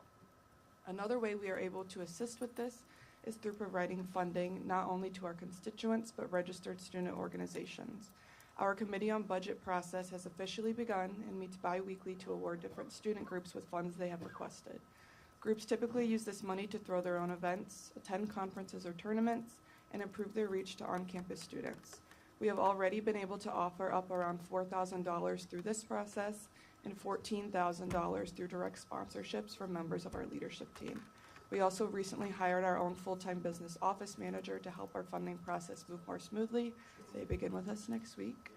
And the last thing RHA has been placing its focus on the past couple months has been our Constitution. Our governing documents are due for updates that ensure they align with both RHA and university practices. Some examples of this include rewriting hiring practices to align with updated MSU policies, clarifying the meaning of different types of RHA membership, and updating outdated language. This will be an ongoing process throughout the entire semester, starting with our Constitution, and edits to bylaws will follow in future months. Our team has been putting a lot of work into cleaning up the internal processes of the Residence Halls Association in order to ensure that our constituents are being best served both in practice and on paper. I look forward to seeing where the rest of the semester takes us. Thank you. Thank you, Aaron. Next, we have our AS-MSU liaison, Connor Lay. Good morning. Since we last met in September, ASMCU has been hard at work passing legislation to advocate for and better student lives. A few that I would like to highlight include Bill 6117, which reopened advocacy from the 57th session to advocate for the removal of Justin S. Morrill's name from Morrill Hall at Morrill Plaza. Bill 6118, which is to advocate for suicide prevention and rehabilitative training for all during the month of September, which is recognized as National Suicide Prevention Month. You all heard a wonderful presentation from Alexis Travis, Swapna Hingwe, and UHW about their efforts, including this advocacy point, and we have the privilege to be in the room with the introducer of the bill, Broad Business College Representative Christian Alman. So I implore you to all feel free to ask some questions about how we can better student mental health and well-being. Bill 6120, which advocates for the implementation of a combo exchange and meal swipe donation program, which would go to the MSU Food Bank, is currently in the works. We hope we can have this advocacy achieved soon so we can fight against student hunger and food insecurity on campus. Bill 6123, which advocates for and supports the Stop Campus Hazing Act, which is a federal bipartisan piece of legislation that would amend the Clery Act to require institutions to report acts of hazing in their annual security report, and would require institutions to provide programming and resources around hazing prevention. Lastly, Bill 6125 calls on MSU to release a statement affirming their support of survivors of sexual assault. This bill comes to fruition following the several state news articles about the contents of the Nassar documents. We hope that with this bill, MSU takes accountability for the harm that was caused to the hundreds of survivors that were impacted by Nassar. Last night, ASMSU General Assembly met and passed even more legislation, but there are two that I want to mainly highlight. Bill 6130 advocates for the passage of the Fair Chance Access to Housing Act. This act is a Michigan piece of legislation that would outlaw landlords from discriminating against potential tenants with criminal backgrounds. Bill 6133, which I want to note has several ASMSU representative, ASMSU staff, and RSO signatures on it, advocates for and urges for respective parties to vote no on proposals and plans to merge the Residential College of Arts and Humanities with the College of Arts and Letters. Residential College of Arts and Humanities Representative Abigail Rodriguez, who is in the audience today and is our ARCA representative, passed this bill to ensure that students who call ARCA home get to in the future. ARCA was established with the mission to support students and faculty as they engage in work that challenges norms, addresses inequities, and mobilizes the arts and humanities as a force of good. This mission is very different from that of the College of Arts and Letters, and while both colleges have great curriculum, faculty, and programming, ARCA deserves to be its own college. ASMSU and Faculty Senate, special shout out to Justin St. Charles, had the opportunity to host a Board of Trustees candidate forum last week. This forum featured the 4 major party candidates who answered questions based off of the MSU 2030 strategic plan and audience questions. This forum acted as a way for the community to learn more about the candidates who are campaigning for the 2 open seats come November 5th. I want to thank the candidates who were able to make it to the forum for their time and willingness to meet with members of the MSU community. Thank you to Mike Balo, who I'm sure is somewhere in the audience right now, Julie Madej, Rebecca Baher-Cook, and Thomas Stallworth III. For those who would like to watch the forum, we have the recorded sessions in the bio of ASMSU's Instagram, or you can always come up to me and ask for them. Lastly, I want to recognize that there are several students, faculty, and staff, and groups here that ASMSU supports and wants to highlight. Firstly, per Bill 6065, ASMSU supports and will continue to advocate for MSU to look into their investment policy and divest. ASMSU also recognizes and supports the union of tenure system faculty and calls for MSU to end stalls and recognize their unionization per Bill 6071. Lastly, and newest to the list, ASMSU supports ARCA students, faculty, and staff as they call on MSU the HALT plans on dissolving and merging their college, which is the College of Arts and Letters, through Bill 6133. These students and groups are here behind us, urging and fighting for their causes, and I ask that as the Board of Trustees who represent Michigan State University, that you take time to listen, meet with these groups, and work together to find a way to achieve a solution. As our governing board, you have a duty to represent and make better the lives of those who attend, work, and call Michigan State home, and the first step is by thoughtfully listening to them. This concludes my report. Thank you very much for your time, and I hope to see positive change for our students.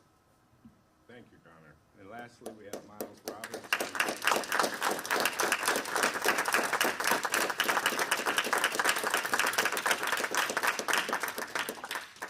Lastly, we have Miles Roberts on behalf of COGS. All right. Thank you, and thank you for your time. I have 2 updates to share about the Council of Graduate Students from our most recent membership meeting. First is that we passed a resolution to subsidize an asynchronous virtual workshop to teach graduate students receiving fellowships how to properly pay taxes. COGS typically has at least one tax-related initiative every year because understanding how to fill out taxes is a common source of confusion among graduate students, just like it is for people across the country. And one section of our graduate student population with a particularly unique tax situation is students receiving fellowships from the federal government, which includes branches like the National Science Foundation and the National Institutes of Health. While graduate students working as teaching assistants or research assistants typically have taxes automatically deducted from their stipend, fellowship students instead must manually pay quarterly tax estimates with the IRS. COGS often hears from fellowship students that they are not very confident with how to properly pay these estimates and get mixed levels of help from the free resources already available to them. This was the motivation for Resolution 24FS11, which offers subsidies for up to 60 fellowship students to take this virtual asynchronous workshop on how to properly pay quarterly estimates, decreasing the cost of the workshop from $25 per student to $10 per student.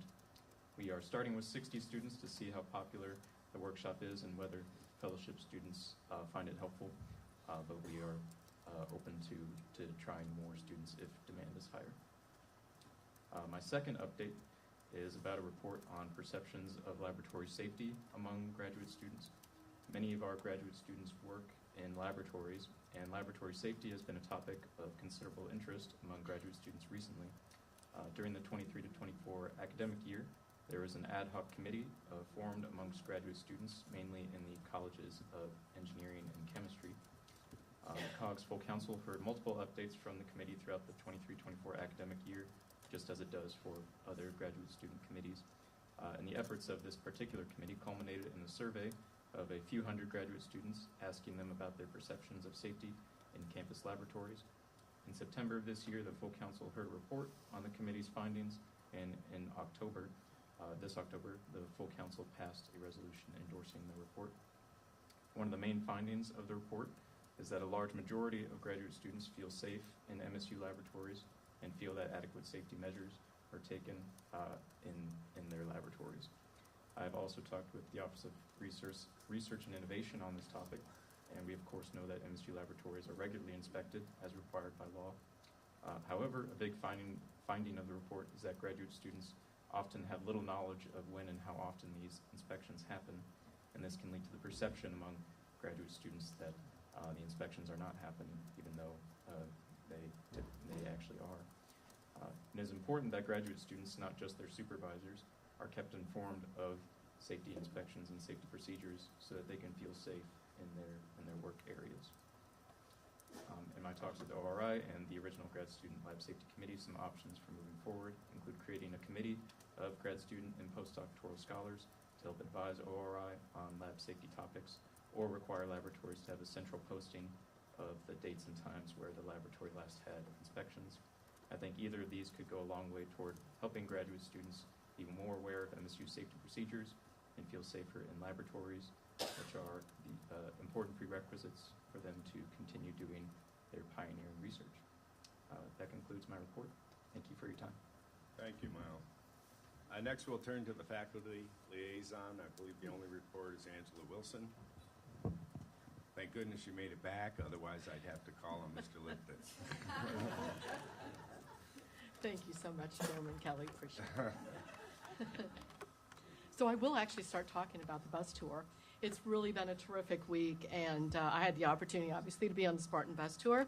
And the tour really visited a broad range, as the president already mentioned, of sites across Michigan. And I can't tell you how much it really instilled an incredible sense of community among those who were on the bus. We're so proud to be Michiganders and so proud to be Spartans as well. We had a great deal of individuals and a great span from individuals who've been at MSU for months to those who've been at MSU for several decades. And so really spanning our colleges as well as administrative offices. The president's staff who organized the tour did an amazing job. It was the most well-organized travel experience that I think I've ever had in my many, many decades of career. And while I could touch on each of the stops, I just want to highlight several. As one of the founders of the MSU Center for PFAS Research, it was remarkable to really see the Wolverine factory and waste disposal sites. I have so much better perspective of the nearness of the homes and the water supplies to these locations. The Rockford community is indeed a community at risk, as are many across our country. And I really come back, and I think many of our faculty come back with a much greater sense of urgency towards trying to address this really tremendous grand challenge. We visited Camp Grayling, and I was delighted about the selection of this site. It was a terrific acknowledgement of the importance of our veteran students, students in ROTC, the National Guard, and those planning military careers, as well as the many military dependents and families of these individuals who are Spartans or who have Spartan connections. I was so delighted that we selected that spot. Visiting many MSU spots, ag bio sites, of course, including our amazing Kellogg biological stations and our Grand Rapids campus, provided a terrific perspective about the vastness of the MSU footprint. The visit to Brianna Scott's hometown, Muskegon, highlighting the work being done at Muskegon High School to develop future teachers, particularly those among underrepresented communities, was so incredibly impactful, as was seeing the artwork of MSU Professor Teresa Dunn at the Muskegon Museum of Art, and she actually had a painting of one of our students was actually what she featured. Thank you to Trustees Scott for joining us at these sites. Truly, though, the Spartan Bus Tour was about community. The greater Michigan community, the broad Spartan community, and even the community and energy generated on the bus. Many thanks to President Guskowitz and his staff for bringing this program to MSU, and I encourage every faculty member and every administrative individual who may have interest to certainly go on many of the future buses.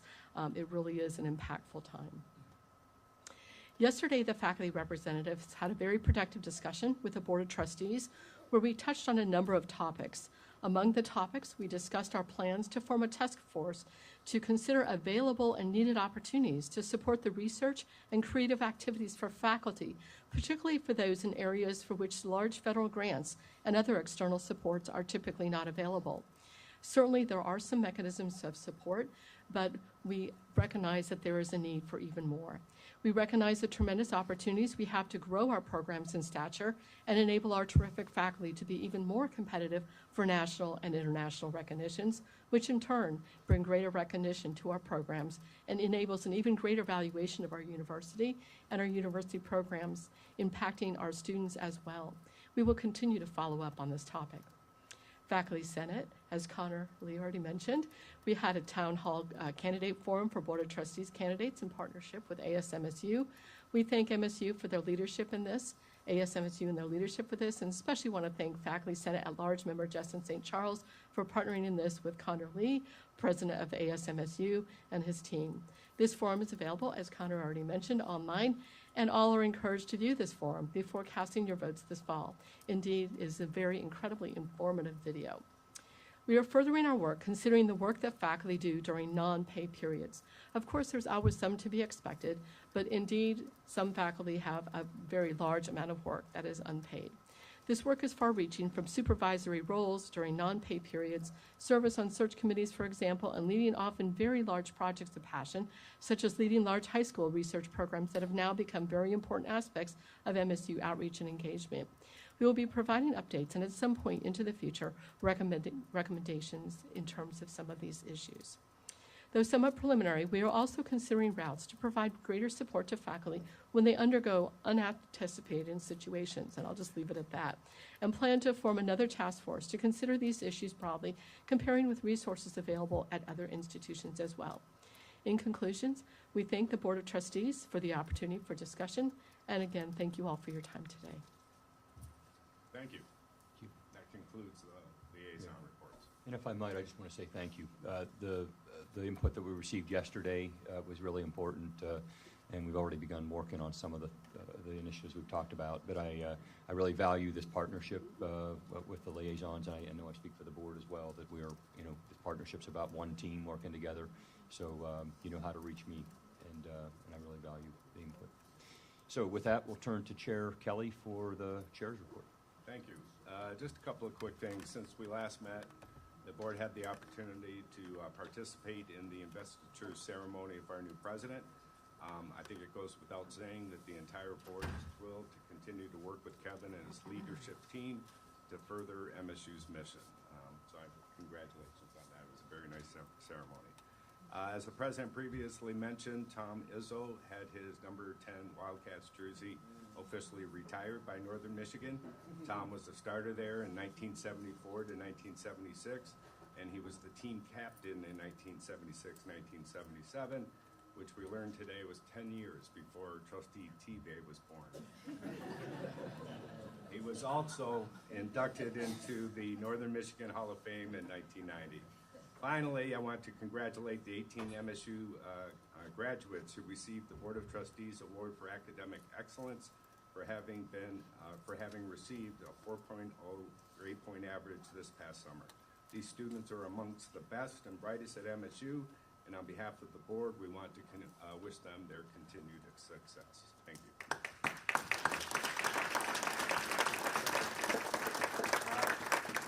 Finally, I want to thank everybody involved in the new boardroom. I think it works a lot better and the improved technology as well. So thank you. That concludes my report. Thank you, Chair Kelly. We'll next move through the remainder of trustee comments, starting with Vice Chair T-Bay. Thank you, Stefan. I just first want to acknowledge that for those that didn't see the U.S. News and World Report 2025 Best College Rankings, four of our programs are ranked in the top 25 nationwide. This includes the number 1 spot for supply chain management, number 3 for production operations, number 15 for management, and number 25 for accounting. So congratulations to those programs. Also want to acknowledge our commitment to academic excellence and student success is exemplified by 5 undergraduate students and alumni who have been nominated for the prestigious Rhodes Scholarship for the United States. They are Carolyn Downs, Belma Hadzig, Colby Orcutt, Abigail Rodriguez, and Rachel Schneck. And I believe Abigail's actually here today. Abigail, can you just stand so we can give you a round of applause?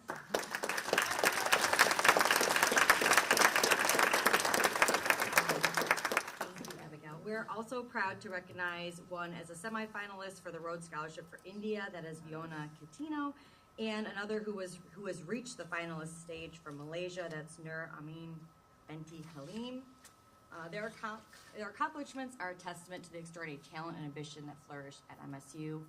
I strongly encourage all students, faculty, and staff to take advantage of the opportunity to vote early. The Early Voting Center at WKAR is open on campus, making it convenient for our community to participate in the democratic process. Early voting ends November 3rd, and after the Early Voting Center closes, it will become an election day voting center for those who did not register yet. It is crucial for everyone to plan ahead and decide when and where they will cast their votes, which will help avoid any last-minute challenges on election day.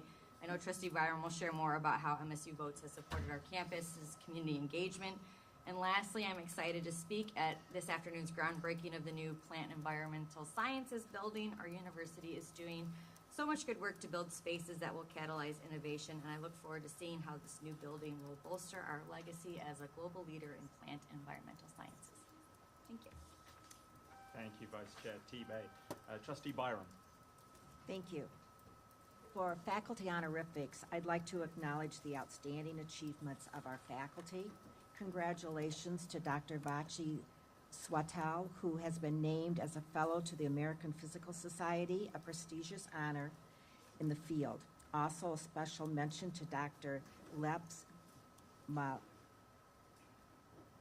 Malehi, elected as president-elect of the North American Society for Psychology of Sport and Physical Activity. The FRIB was also recently honored by the United States Department of Energy Secretary of Energy Achievement Award, an honor that represents the highest recognition for team achievements. And finally, on Get Out the Vote. Last month, we had a presentation on MSU Votes, and I want to encourage everyone to get out and vote early, or make a plan on how you're going to vote so that Michigan State can continue that trajectory of having student engagement in the fundamental right of being a citizen of the United States, and that is to vote. That concludes my remarks. Thank you. Thank you, Trustee Byron. Trustee Dano. Thank you. So I normally try not to do personal comments, but I apologize if I've appeared distracted. I just found out that a relative of mine passed away. No, it's okay. Yervon Padikian, he, really good guy. He's been in and out of the hospital, so he's not suffering. He's definitely in a better place. I love you. I miss you. And no one could have been more wrong on politics than you, Yervon. I'm sorry.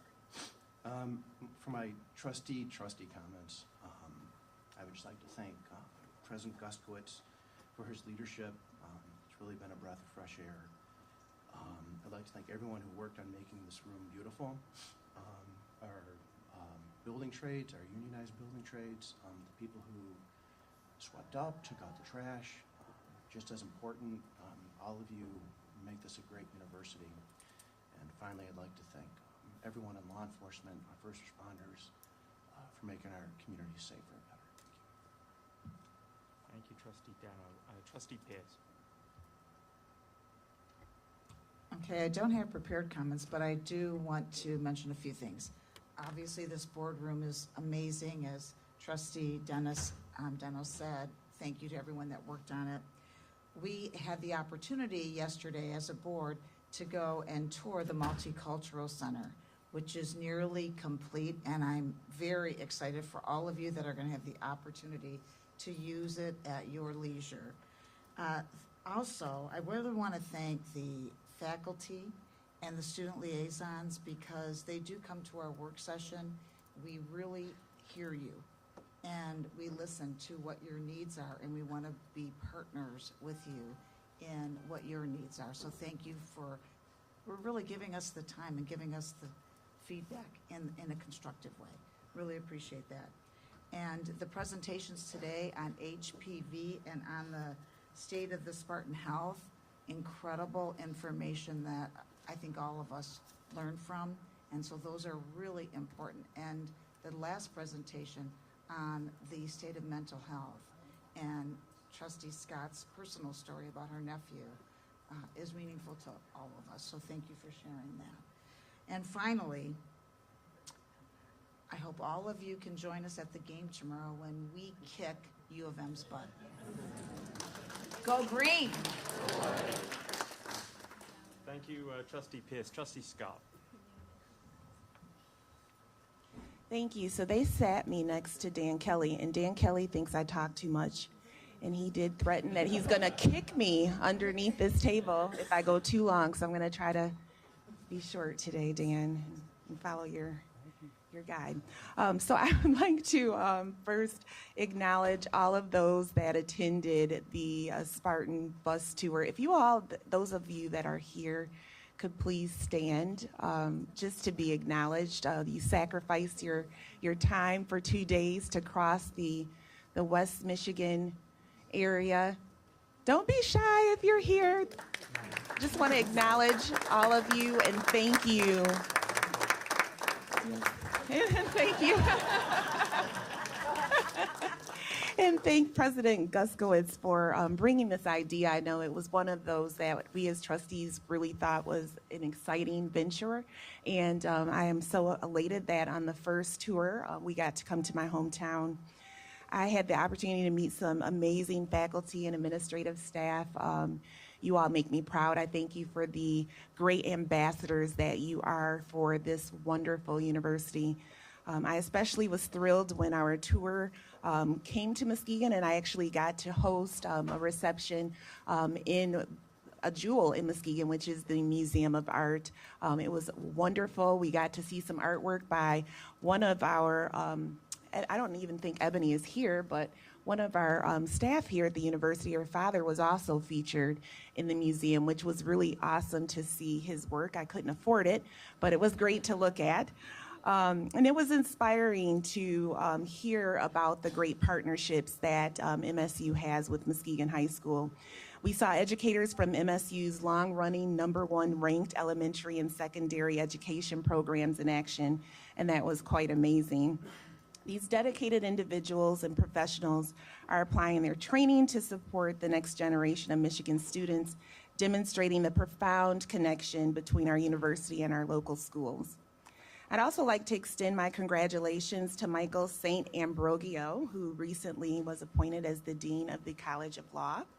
Under his leadership, the college has made considerable progress in advancing student success and academic excellence, and I look forward to seeing its continued achievements under his guidance. Unfortunately, I don't think he was there last night, was he?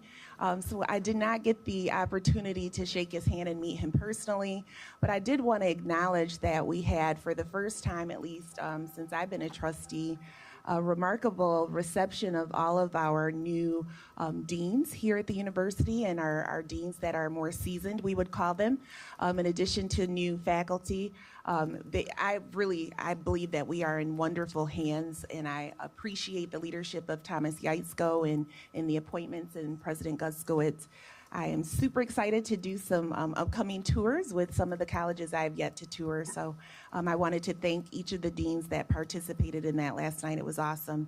I also wanted to acknowledge all of those that took part in making the investiture for our president a beautiful, remarkable occasion. It was, to me, just a wonderful celebration of what I know is the future for this university, and hearing the great plans that you have for us. I know that we are in great hands with your leadership, and I just thank you so much for sharing your family with us, getting to know them. We are just delighted to welcome them all to MSU. I also wanted to talk about the tour that we did yesterday, in acknowledging Brian, whose last name escapes me right now, who was our amazing tour guide of the Multicultural Center.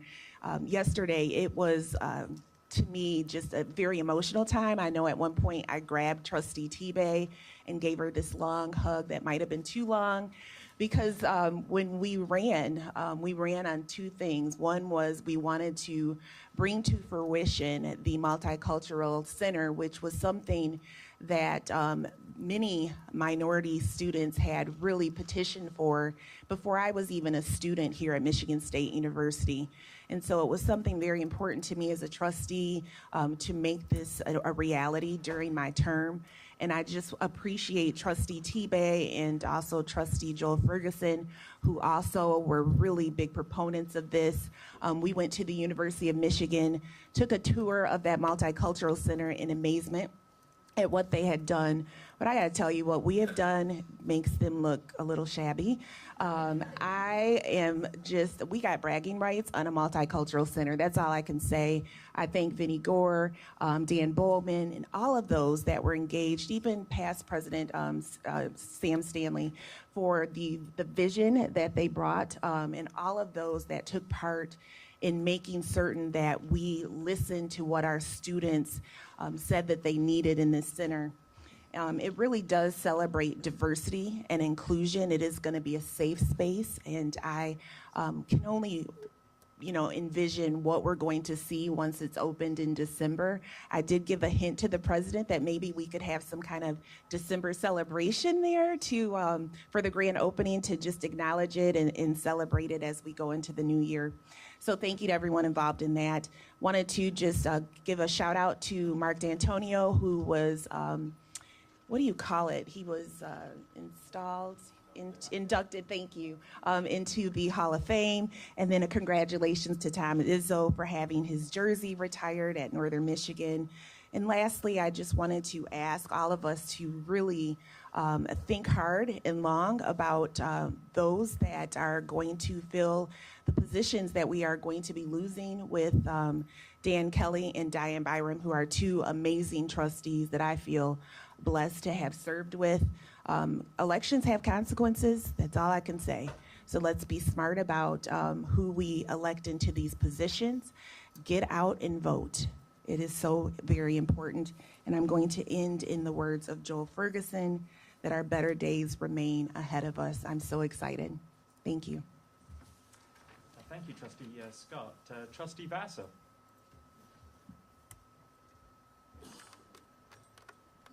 Good afternoon. Is it noon? No, we're still in the morning. Okay, good. First, Trustees Scott and Deno, Trustee Deno, I'm sorry about your loss. And I extend my condolences to Anna. I am saying a prayer piece for each of you.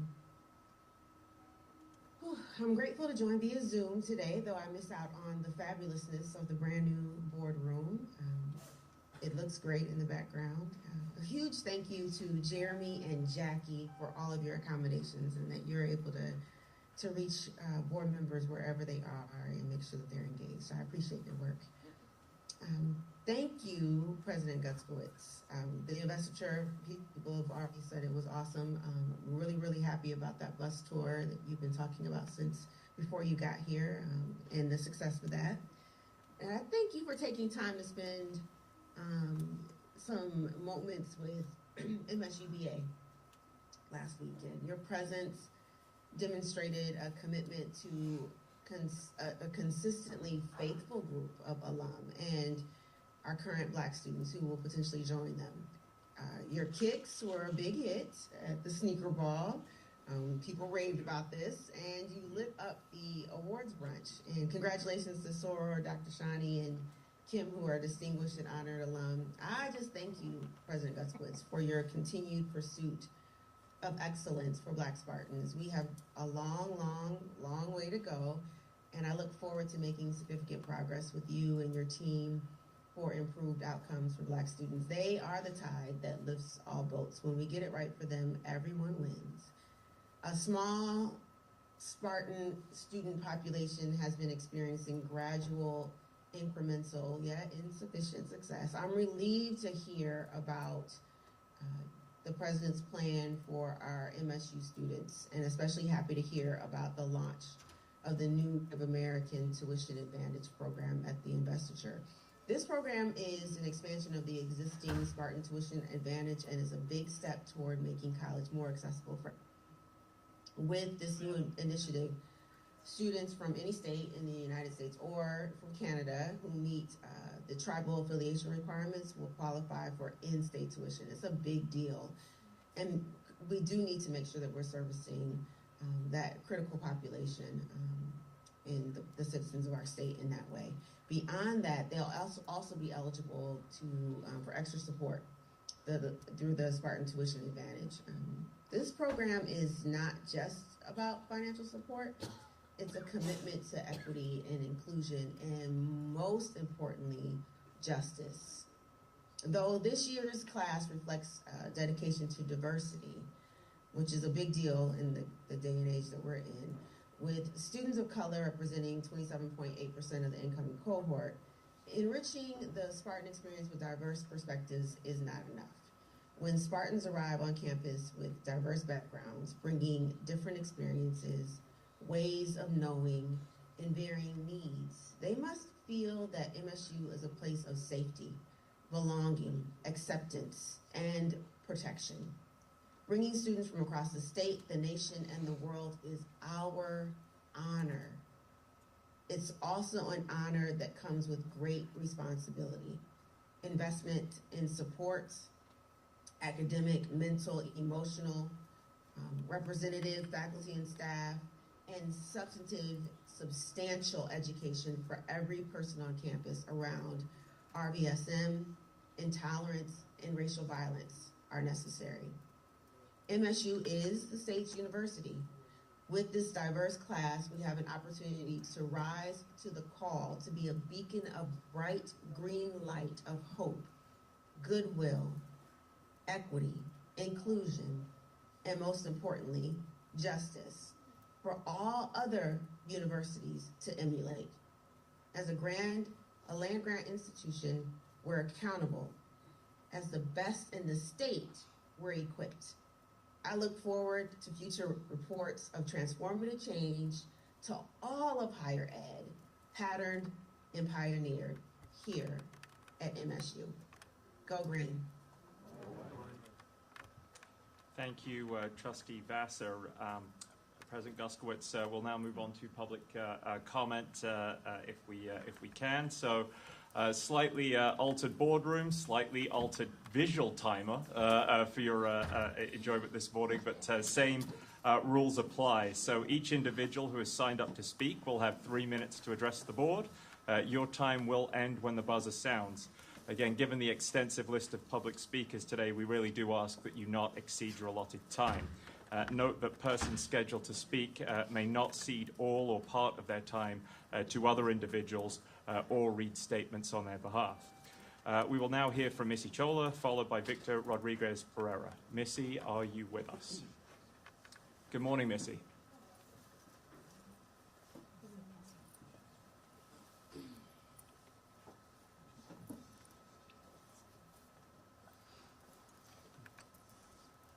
Okay, so we just listened to an entire presentation on how the mental health of your students is struggling at the moment, so I heavily advise you to please listen to me as I say this. I stand before you today, not just as a representative of the Black Students Alliance, but as a voice of the many students across campus who are exhausted by the reoccurring cycle of harm, silence, and empty promises. From the mishandling of the Nassar case to the repeated vandalism and hate targeting marginalized communities, they reflect a profound systemic issue embedded with this institution.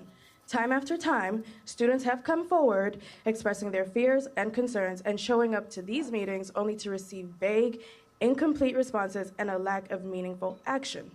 We are exhausted. And when I say we're tired, I don't just mean physically, I mean mentally, emotionally, and spiritually. We're tired of the disrespect, tired of the constant microaggressions, tired of the harassment, and especially tired of being told that our activism is performative, that we're too much, and that we're not doing enough. The Black Students Alliance is the foundation of the Black community on this campus. And if you undermine us, what you're saying is that Black students don't matter. The Black Students Alliance isn't just a name, it's a departmental organization. And it's not just us at the center, it's our entire community. Our affiliates are the ones pushing this movement forward alongside us, and they deserve their respect. We don't stand alone. Whether it's our weekly general body meetings that bring together over 100 students or a cookout with over 700 people showing up in full force, that's not just us. That's our family, and that's our community. Every week, BSA gives about $300 to $500 to our affiliate organizations, supporting them as they continue to elevate Black voices, Black culture, and our power. These aren't just numbers. We invest in our community and show up for each other in ways the administration never has. Whether it's cultural events, academic initiatives, or spaces to be, we make a difference. And while we're working, building, and organizing, we're also having the required conversations to make our goals a reality.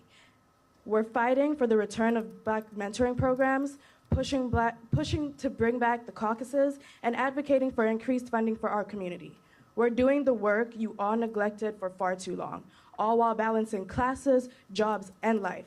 And yet, despite everything we do, the people over us still dare to treat us as if we do not belong. Michigan State University Board of Trustees, hear us clearly. How does this institution plan to achieve equity by 2030 when there remains a 21% gap between Black and white students' graduation rates? Well, it's quite simple. Genuinely supporting the Black Students Alliance, supporting your Black students is a critical first step to achieving equity. We are demanding immediate, tangible actions. Number one, we demand complete transparency on all ongoing investigations into hate crimes and incidents affecting marginalized and minoritized students. We deserve to know how those responsible will be held accountable. Number two, we demand real, substantive resources for Black students, Indigenous students, survivors, and all marginalized groups on this campus. Resources that go beyond symbolic gestures. I'm almost done. Number three, we demand a firm commitment from this board to push for genuine policy changes. Promises alone are never enough. We need clear, genuine updates on this university's actions and progressive direction to prevent future incidents. Finally, let me be clear. We're not asking for permission to exist. We are demanding justice. BSA will keep organizing, we will keep fighting, and we will not back down until we see tangible, transformative change. This university belongs to all of us, and we will not rest until that truth becomes a reality. Thank you. Thank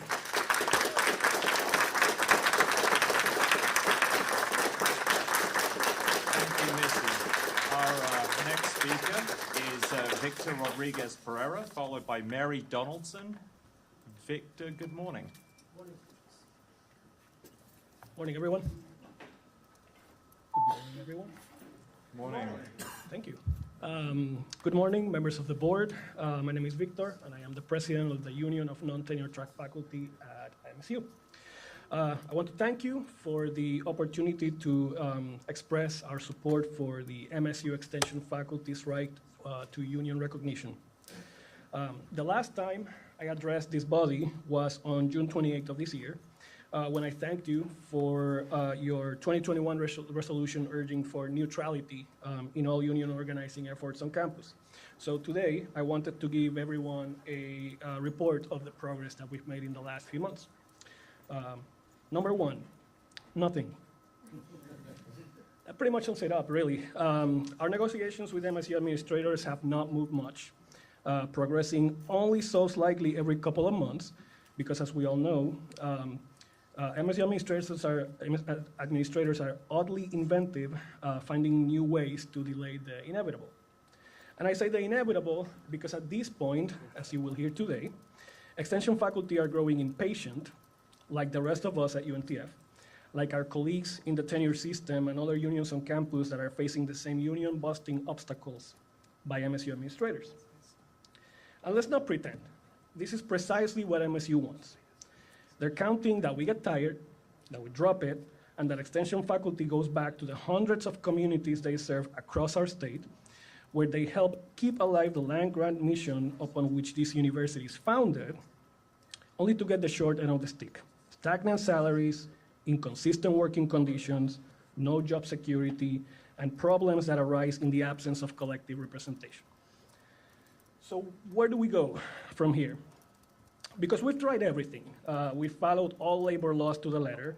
Extension faculty has done an incredible work for years now, educating each other on their democratic right to union recognition.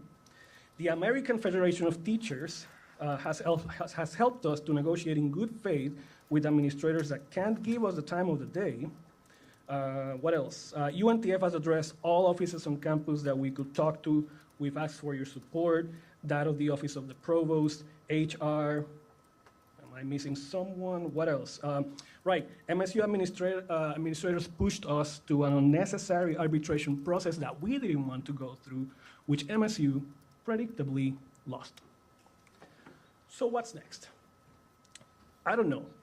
We really wanted to work things out as a team, but that path seems pretty unattainable as day goes by.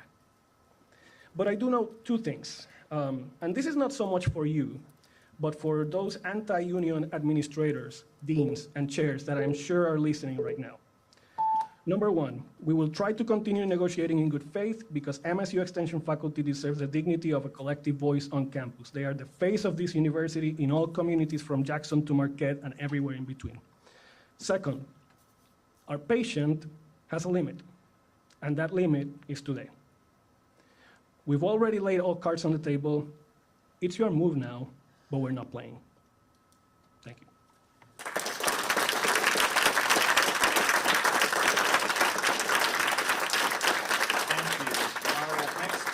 Mary Donaldson, followed by Beth Clausen. Mary, good morning.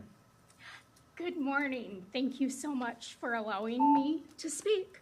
I am a food safety educator with MSU Extension, and I work in Hillsdale, Lenawee, Monroe, Washtenaw, and Livingston County. Today I'm speaking regarding the MSU Extension unionizing efforts. I have worked for MSU Extension for nearly 13 years, building community partnerships and providing nutrition and food safety education. This year alone, I have provided 2,500 individual direct education. I've provided that education to 2,500 individuals. So my outreach has grown to more than 42,000 individuals in Michigan and throughout the U.S. You know, what I love about my job is being able to provide food safety and emergency preparedness education to consumers to prevent foodborne illness for themselves and their families.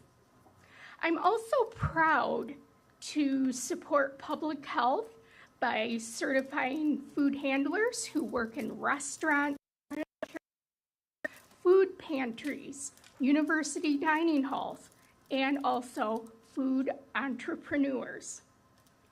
It is also very fulfilling to work with dedicated and creative colleagues who are passionate about what they do in these 83 counties in Michigan.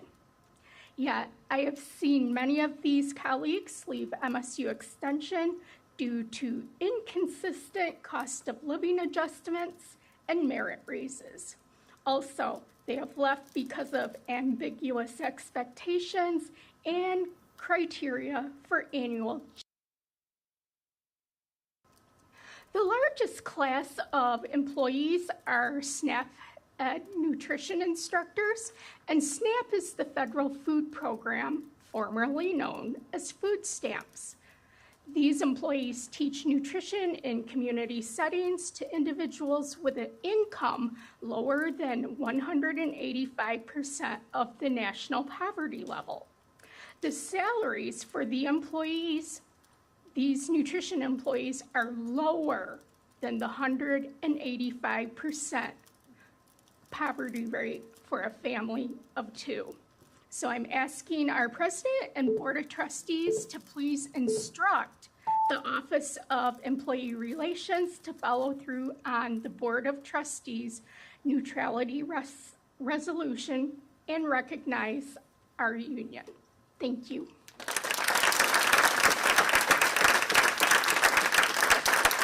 Thank you, Mary. Our next speaker is Beth Clausen, followed by Jeremy Jubenbelt. Beth, good morning. As of November 1, 2020, 23% of non-exempt higher education employees were paid below $15 per hour. This isn't just a number, it reflects real lives and challenges faced daily by our educators. Good morning, I'm Beth Clausen. I am a statewide Michigan State University Extension educator. Today I want to talk to you about a pressing issue, not just affecting me, but many of our dedicated Extension educators in MSU. I want to express my gratitude for all the work that you do and have done in living up to the standards put forth in the university's mission statement. I represent the advancing outreach, engagement, and economic development activities for a better quality of life part of that mission statement. I am in the MSU Extension office in Kalamazoo County. I began my career with MSU and MSU Extension in 2001. During my career, I have served in leadership roles. I have served on state and national boards and executive committees. I have had the honor of being the recipient of professional and career awards. During my career, I have seen small and large organizational changes in Extension and personally experienced 3 wage compression cycles. Despite my dedication and service, I have faced significant challenges regarding compensation. Regardless of my repeated requests for equitable wages, I faced consistent denials.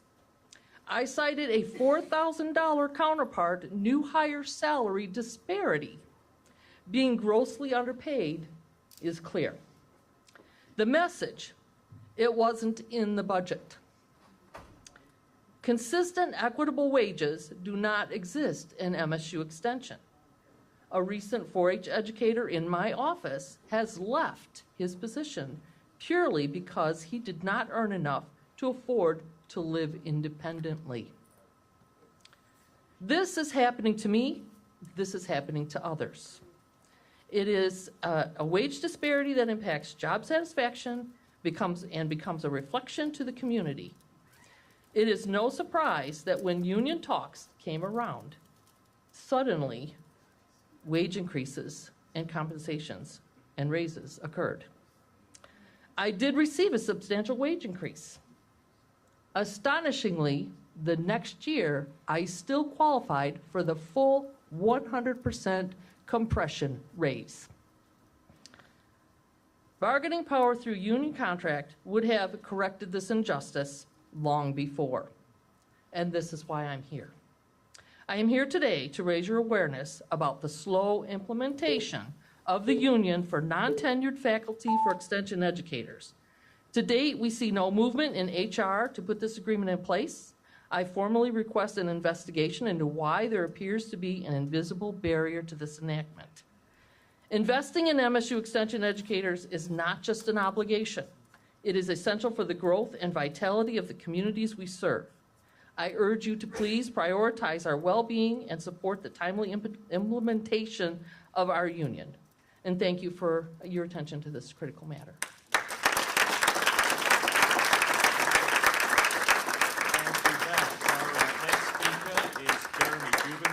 Followed by Cheyenne Sloan.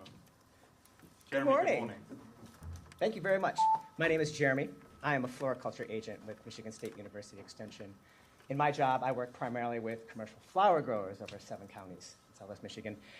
As you know, MSU Extension is an organization with over 400 frontline workers like me that fulfill a critical part of the land-grant mission.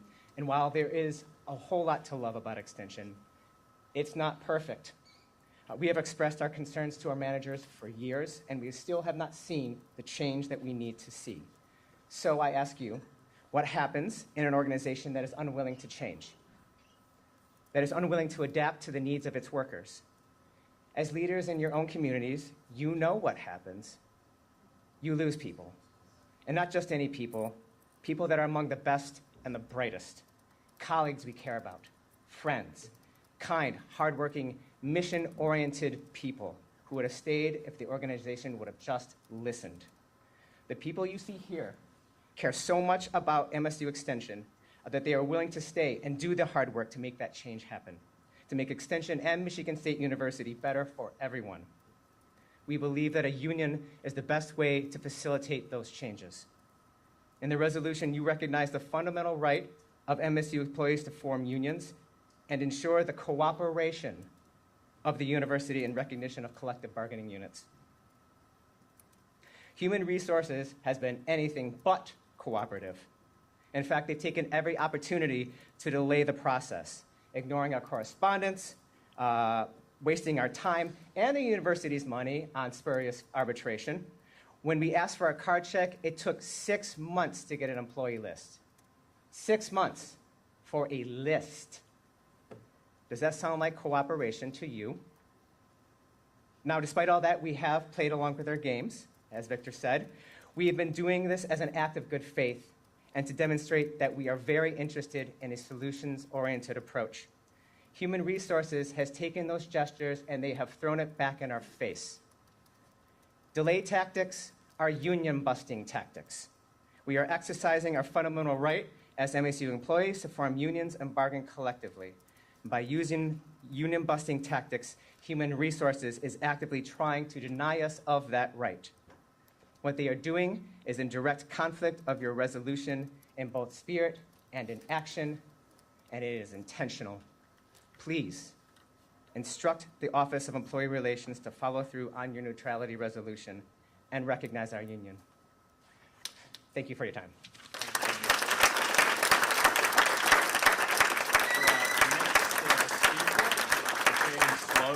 Followed by Anna Eldenbrady.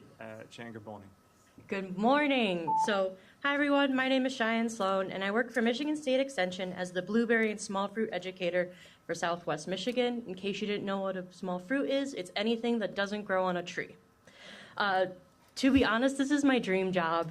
I did my undergraduate degree right here at Michigan State with the ultimate goal of working in Extension at Michigan State University someday.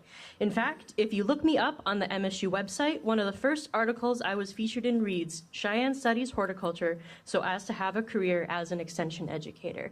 And here I am today, living the dream. When I got this job in 2021, I was beyond excited. Not only did I get to come home to Michigan, but I also got to work for my alma mater and be a part of what I truly believe is one of the most amazing organizations that exist. Cooperative Extension is awesome, and I'm so lucky to be a part of it and work with all of these really wonderful, amazing people who are equally as passionate and excited about their individual work. I want to spend the rest of my career working for Michigan State Extension, doing what I love and helping make a difference in my community. But as the cost of living, tuition, and salaries on campus have all increased, Extension has unfortunately been left behind. We are a critical pillar of the university's land-grant mission. We are in Michigan too, but we can't retain the passionate and talented educators we bring in because we just really can't make ends meet. And that is why I'm here to ask you all to instruct human resources to stop stalling our union recognition. A strong union means a strong extension program and an even stronger Michigan State University. Thank you.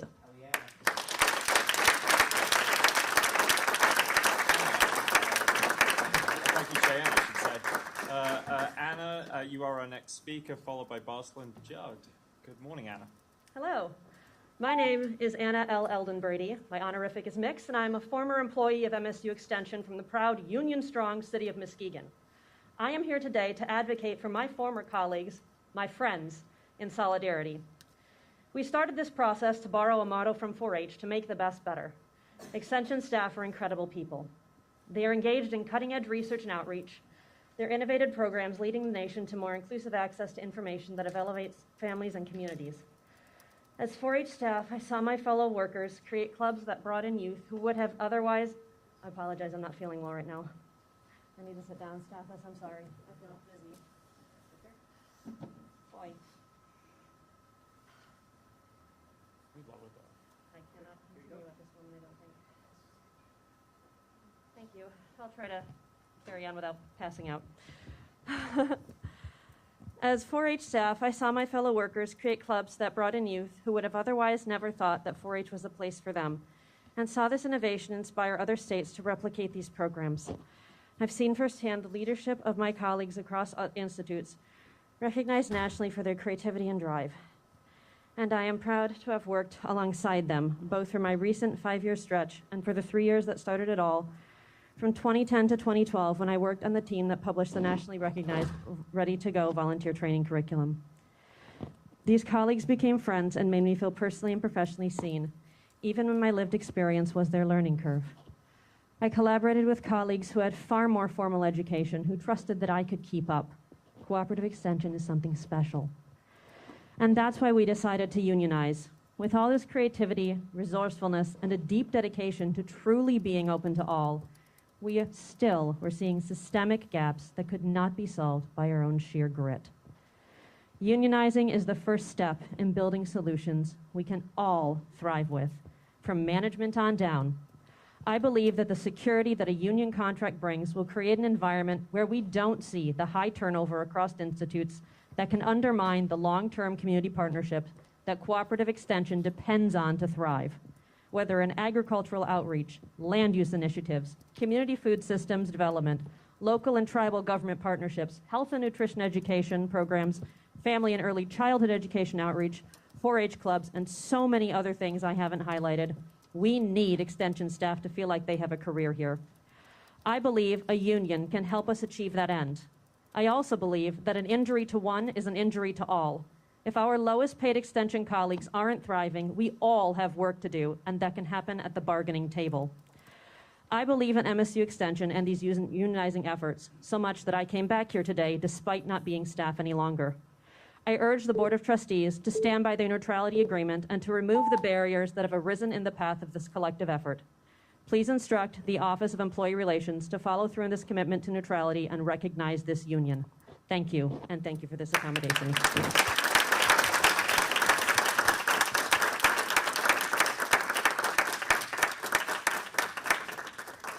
Thank you, Anna.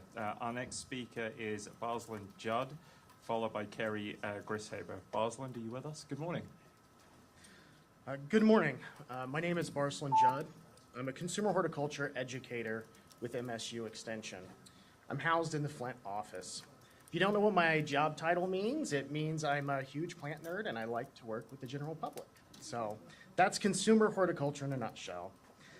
Extension is about connecting communities as much as public education. I came to Extension because I'm passionate about public service and know the critical role that Extension played for my family. I've even benefited from Extension first-time homeowner classes, 4-H programming, and agricultural education. I believe in Extension's support of our communities through agriculture, youth, health, and financial programming. For years, MSU Extension has suffered from significant turnover, and I believe that union representation can help with this issue by providing consistent cost of living adjustments, transparent job evaluation processes, and a compensation structure that acknowledges years of service and experience. Structured hiring and promotion practices that are also clear and not based on favoritism. Correcting these issues that have continued for decades will allow MSU Extension to recruit and retain diverse and skilled professionals. It allows educators like myself to focus on their passion of education and service instead of worrying about how we're going to make our ends meet and pay our bills. It will allow us to pursue lifelong careers of service and extension. We've lost too many employees because of these issues. The revolving door of staff not only slows our work, but it disrupts the community and the continuity of service in those communities. President and trustees, our card signatures show that the majority of extension workers support our unionizing effort. This has not changed over the last 11 months of stalling by human resources. Supporting this union effort is not just a matter of policy, it's a reflection of our commitment to the highest ethical and academic standards, and to transparent decision-making and accountable governance. As outlined in the MSU mission and value statement, I want to call your attention to a specific section of the MSU mission and value statement. It reads, as an institution of higher learning, Michigan State University is committed to the highest ethical and academic standards. As a public institution, we are committed to transparent decision-making and accountable governance. As a community, we commit to live these values. Please hold human resources accountable and assure that they are living these values. You can prove that these are more than just pretty words. Please do so by instructing them to follow your neutrality resolution and recognize our union. Thank you.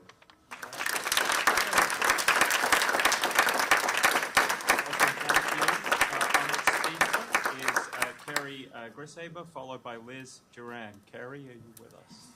Good morning. Good morning. My name is Carrie Grishaber. I'm a finance and homeownership educator with MSU Extension, housed in Washtenaw County. I serve 7 counties total. I love working for Extension. I utilize the resources of this great institution to educate my community on life-changing topics. Many community members have little to no access to this information otherwise. I and all my Extension colleagues serve hardworking Michiganders who are no stranger to uncertain financial futures and changing times. Our state is built on the backbone of labor that keeps this country running. On a daily basis, I teach our community how to advocate for a strong future for their families. This is why I support forming our union. Fostering a resilient financial future with insured rights will not only strengthen the lives of our Extension staff, who can be counted amongst those hardworking Michiganders, but will create a steadfast example for our community members. We seek to be confident in our futures so that we can make others confident in theirs.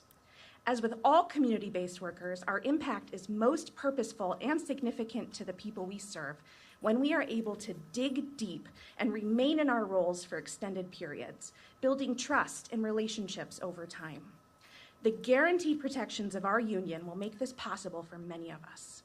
We support our union not out of greed or contempt, but a desire to maintain what drew us to this organization and to advocate for what will allow our families to thrive and continue our important work with MSU Extension.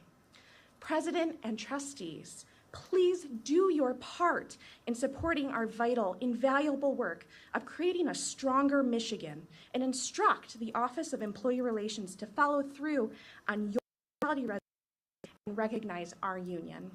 Thank you for your time. Thank you very much. Liz Duran, you are our next speaker, followed by Eric Altman. Liz, good morning. Good morning.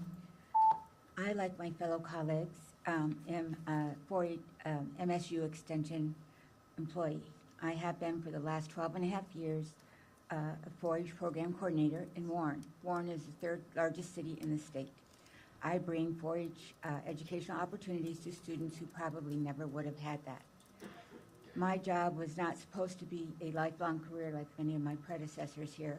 I actually fell into the work, and it was supposed to be a job on the way to another job, and I fell in love with the work and the people I work with. Extension was a part of my life when I was a dairy farmer's wife, and I truly believe in what they do for our communities. I'm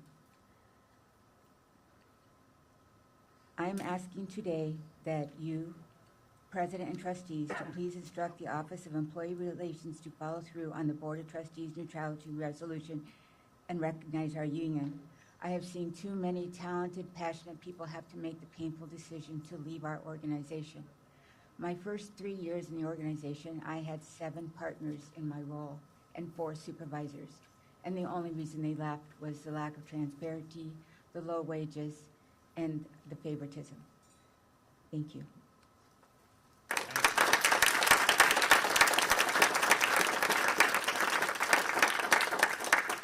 Goldman, you're our next speaker, followed by Tyler Augst. Eric, good morning. Good morning, and thank you for the opportunity to address the board. My name is Eric Altman. I'm a tenure-stream faculty member in the Department of Psychology. I would like to note first that the motion made by Trustee Pierce concerning the 5-year capital plan, I believe, was seconded but not voted upon, and the board may wish to consult with counsel as to whether this is true, and if so, how to proceed. I am here today to urge the board again to amend its policy concerning the proposal for a tenure stream faculty union. The current policy is to recognize a union based on results of a card check process. This process is not democratic because it lets other people monitor how you vote, including people who have power over your future here at MSU. A tenured faculty member can approach an untenured faculty member and strongly encourage them to sign a union card and then watch them while they do so. This is a coercive situation, and it means that support for the union based on card check is overstated. There is a role for card check, certainly, but it's the same role that petitions played in your elections, which is to qualify to get on the ballot. None of us, neither you as elected officials nor we as voters, would accept the validity of an election carried out without a secret ballot.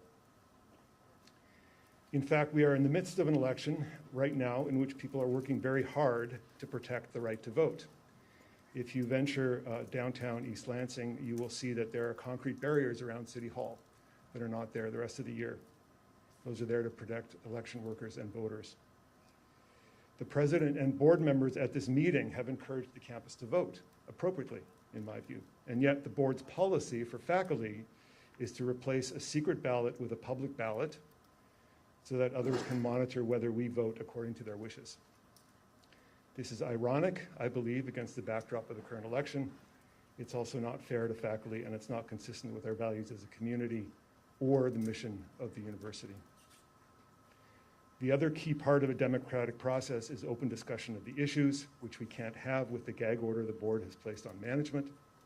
I need to hear from my chair and my dean how they think a union will affect the functioning of their units, because those are also my units. That's where I work. These are community members who have an important perspective to share, and they deserve to be heard, and the rest of us deserve to be able to hear them. We should all want a democratic process because democracy confers legitimacy. And everybody who is not here today, which is the large majority of us, will recognize that allowing a democratic process is the right call. Thank you. Thank you. Our next speaker is Tyler Augst, followed by Stathis Pauls. Tyler, good morning. Good morning, and thank you. Yes, hello. My name is Tyler Augst, and I'm a government and community vitality educator with MSU Extension, based out of our Van Buren County offices, living in beautiful Cass County. In that role, I serve Southwest Michigan, and I advance our land-grant mission by providing education, outreach, and support to Michigan's local government, elected and appointed officials, staff, and residents. As elected officials yourselves, I am sure you can appreciate the challenges and complexities of serving in government. My work with Extension helps folks navigate those complexities and build their knowledge, skills, and confidence as they step up to serve the public good for their local communities.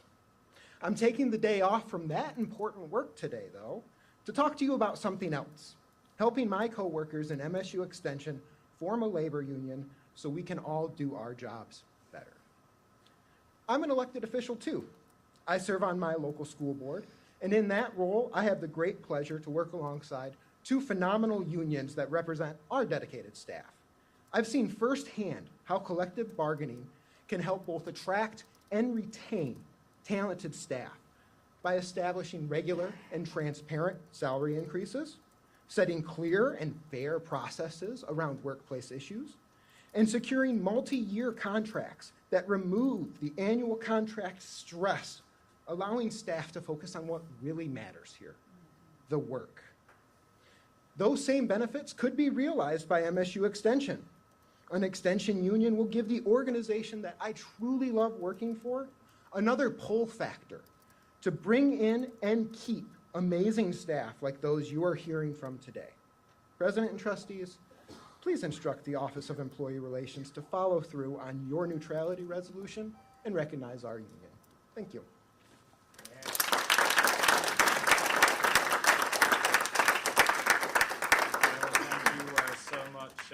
Our next speaker is Stathis Pauls, followed by Ning Shea. Stathis, good morning. Good morning. First, I'd like to provide my condolences to Trustee Deneau, and thank you for being here through that, and I hope you take some time for yourself after this. My name is Stathis Pauls. I, along with many of my colleagues here, work for Michigan State University Extension. I am the site manager and programs coordinator for the Detroit Partnership for Food Learning and Innovation. We are Michigan State University's first, foremost, and only urban agriculture research, education, and community center in Northwest Detroit. You may have seen us as the top article in MSU Today a few weeks ago, or on Channel 4 last week. So when I say that MSU Extension's presence is extremely important, I truly mean it. I love what I do. I love my colleagues, and I love my city of Detroit. Detroit is the world capital of urban agriculture, and MSU's presence in Detroit cannot be understated, is crucial, and is welcomed by the community. Countless times I will be at work, I will have fellow farmers who I have cultivated relationships with over the last decade stop in and say, thank you for being here, and it makes us trust the university more to have people on the ground in the city. Unsurprisingly, I also love my mother, a DPSCD teacher with 25 years of experience, all of which have been as an active member of the Detroit Federation of Teachers. My colleagues have stated our concerns and our issues, so I will spare you. What I'd like to say, however, is that I wholeheartedly believe that working in a unionized position enshrines and expands on the wonderful opportunities, benefits, and pride in working for MSU, and will encourage myself, going on 3 years, and many future extension employees to turn these positions into careers. I would like to carry on the legacy of my mother by educating the public for Detroit for the next quarter century like she has. So when, not if, this passes, MSU will also stand to gain from this relationship, because it will make the employee-employer relationship much clearer, will improve on our pretty bad retention rates, and will catalyze our pride in representing the Spartan head in Michigan and abroad. So, in closing, I ask President and Board of Trustees, please instruct the Office of Employee Relations to honor the resolution of neutrality that you have passed and to recognize our union. Thank you.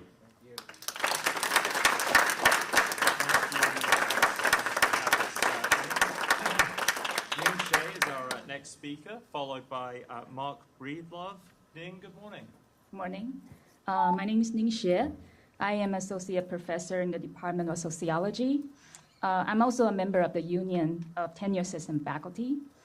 While I'm addressing the board here today, I also want to honor the board's, I want to acknowledge that the university president has the authority to honor the board's resolution that UTSF members have continued to raise in these meetings.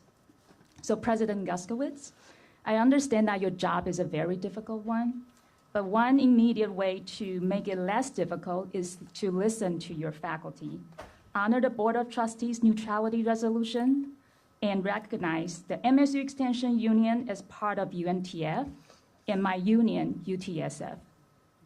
This will save the university money by cutting the budget spent on a notorious union-busting law firm that is helping admin fight the will of the faculty, the majority of whom want a tenure system faculty union. It will also help repair broken relationships on campus, including a widespread distrust in the MSU administration. To run a large public university successfully, you need to have a cooperative and productive relationships with your faculty. The Union of Tenure System Faculty, Union of Non-Tenure Track Faculty, along with Faculty Senate, are eager to work with you and help you restore the university's reputation. But the question is, do you want to be a university president that listens to faculty and students, or one that takes away our voice? We know that UTSF is inevitable. According to the most recent report by the National Center for the Study of Collective Bargaining in Higher Education and the Professions, faculty unionization has been growing linearly since 1976.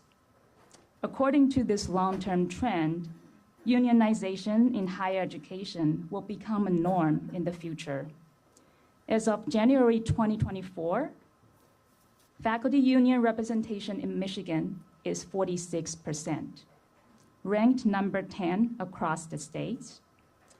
MSU administration's recognition of our faculty unions through a democratic card check process, as already laid out in the Board of Trustees neutrality resolution, is indeed forward-thinking and trend-setting.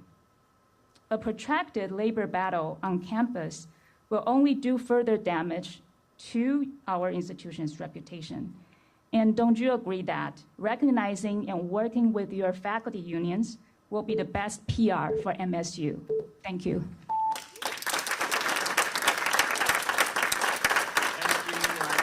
Our next speaker is Mark Breedlove, followed by Valerie Von Frank. Mark, good morning. Hi there. I'm Mark Breedlove. For over 20 years now, the Barnett Rosenberg Chair of Neuroscience here at MSU. I was very pleased to see our new president's email go out to the community yesterday, encouraging democratic participation.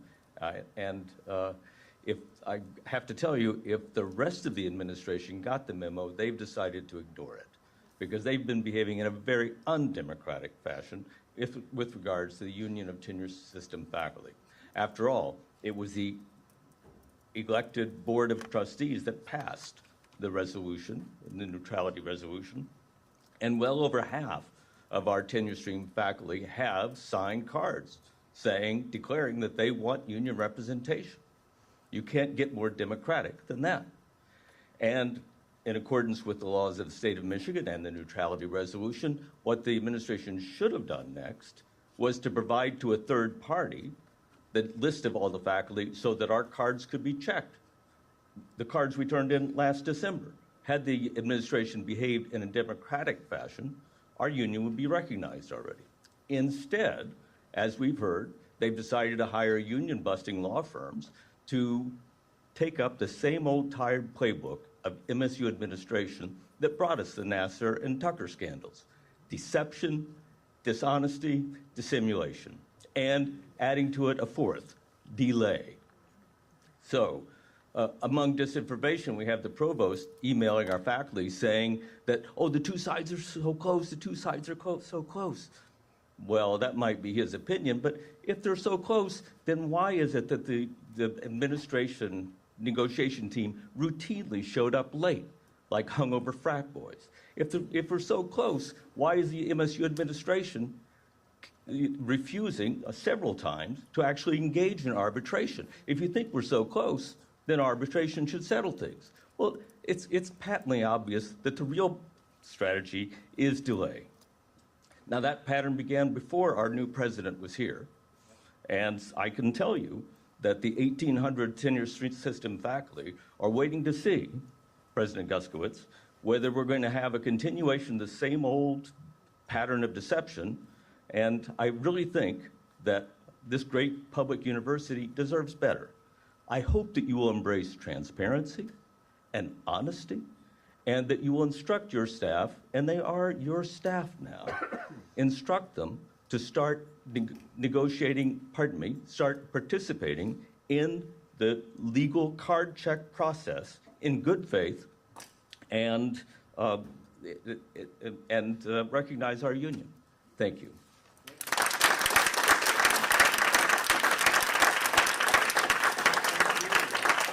Next speaker is Valerie Von Frank, followed by Silas Robinson. Valerie, good morning. Good morning. My printer decided to take a day. So. We, Posse, has not spoken here since the new president took office.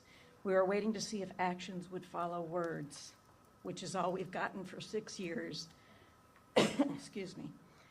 And we believe that the new president deserves credit for the different approach we are experiencing. I hope it does not take 6 years for the other groups in this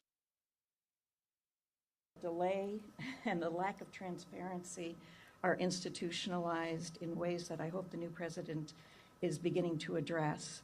And I will say he has opened a true dialogue with us that gives us cautious hope for the first time since 2016. He sincerely apologized to survivors for institutional failures, unlike MSU's hard former stance that it was only one bad man and nothing that the institution did or didn't do. Thank you to Dennis Deno for leading a real and comprehensive search that led to this change despite other board members' efforts to tank the search by leaking information. We want to thank Stephen Fletcher for regularly meeting with us to make sure that the Healing Fund now is working for survivors. And most of all, we want to recognize Laura Ruggles, the new head of OCR, for her responsiveness and her willingness to listen to survivors' needs. We look forward to that continued conversation. However, we feel the need to say to this board that so many of the old issues still show up in this room, and if the governor elects to remove one or two of you, all of you should be removed. The MSU of old still exists, and it's sitting around this table. Having attended or Zoomed every board meeting for the last 6 years, filed numerous Freedom of Information Act requests, read thousands of pages of documents and reports, and spoken with many board observers, we know there are far more serious transgressions occurring across this board beyond what some members have tried to trump up for the last year. We will be sending a letter of potential violations of Higher Learning Commission accreditation standards, the board code of conduct, policies, and bylaws, along with relevant materials to the university. I'll try to get through one or two highlights. We learned from the release of the Nassar documents that board members routinely attempt to avoid subjecting their university correspondence to the legal standards of the Freedom of Information Act by using private rather than university email accounts, and this has been going on for decades. Renee Kanacki did not offer any evidence to a news outlet that questioned whether she is legitimately a Michigan resident. Residency is required under state law to serve on this board. This is not an agreement or a code. This is state law. I'm going to give you a couple of more points since other people have done this. Brianna Scott said she had a personal conversation with the state attorney general about the secret Nassar documents and represented the board's position as not wanting to release that information. That is a policy violation. 4 board members, Renee Kanacki, Diane Byram, Kelly T-Bay, and Brianna Scott, colluded with the former chair of the Faculty Senate to attack their fellow board members, according to emails we recently reviewed. Jack Lipton's attorney even said to the media, since we haven't heard anything from the governor in so long, we were hoping for a creative solution through the court system that could put pressure on the university to make this right decision. Valerie, just because we have gone sort of. Okay. Let me just conclude. Yeah, please. Let's all read the university's mission statement, board policies, and codes of ethics and conduct, and higher learning commission standards, and apply these equally to every one of you sitting there. Then we can say who can represent this university. Our next speaker is Silas Robinson, followed by Tracy Jefferson. Silas, are you with us? Okay. Our next speaker is Tracy Jefferson, followed by Nasim Saeed. Tracy, are you with us? Okay. Nasim Saeed, are you with us? Good morning. And then our next speaker after Nasim will be Isabella Tillotson. So, Nasim, please proceed. Morning. So as it has been stated in the past, there are no words in the dictionary to truly define the devastating reality of what's happening in Gaza and Palestine. As a Palestinian, it deeply saddens me to see how willingly you endorse the Zionist narrative, seemingly without considering the broader moral narrative or moral implication. While I do not condone any violence in any form, I cannot ignore how the world constantly refers back to October 7th as if the date alone justifies the suffering and the devastation that has followed. The Zionist narrative downplays decades of injustice, illegal settlements, displacement of Palestinian people from their homeland since 1948, annexation of land, and the destruction of over 500 villages only in 1948, and relentless bombing of Gaza since 2006. This narrative suggests that attack on October 7th cannot be justified, despite the long history of repression. And yet, that same narrative uses October 7th to justify for the mass killing of thousands of people and the wiping out of an entire population and city. And how does that make sense to you? October 7th has been used to justify the killing of over 175 journalists who were supposedly protected by their blue vests. It has been used to justify the rape of innocent women, pregnant innocent women whose only dreams were to raise a family. And this is a plea to all of those who claim to champion women's rights in this room. It has been justified, it has justified the murder of doctors, that the very people who hail as the heroes in our time. It has been used to justify the kidnapping of Palestinians, falsely labeling them as prisoners. And some of them are not even over the age of 18. It has been used to justify killings, destructions, and it has been used to justify the killing of a long list of children. It has been used to justify the brutal killing of a 10-year-old Hind Rajab, whose car was, riddled with over 300 bullets fired from a tank just 20 meters away. Now imagine that for a second. You're inside of your car and 300 bullets fired at your car. As a Palestinian student, I have never received any reassurance or support from this university to ensure that my family back home is okay. I have not seen the board take any actions to acknowledge or address the concerns of Palestinians, yet I have seen lies about this board stating that the president himself has went to a vigil where there's proof that there was no existence of him. Excuse me. So today I ask you to put aside your status. I ask you to put aside your positions. I ask you to put aside anything that holds you to talk about the truth. And because in the future, you will no longer be president and you will no longer be a trustee. You will be replaced.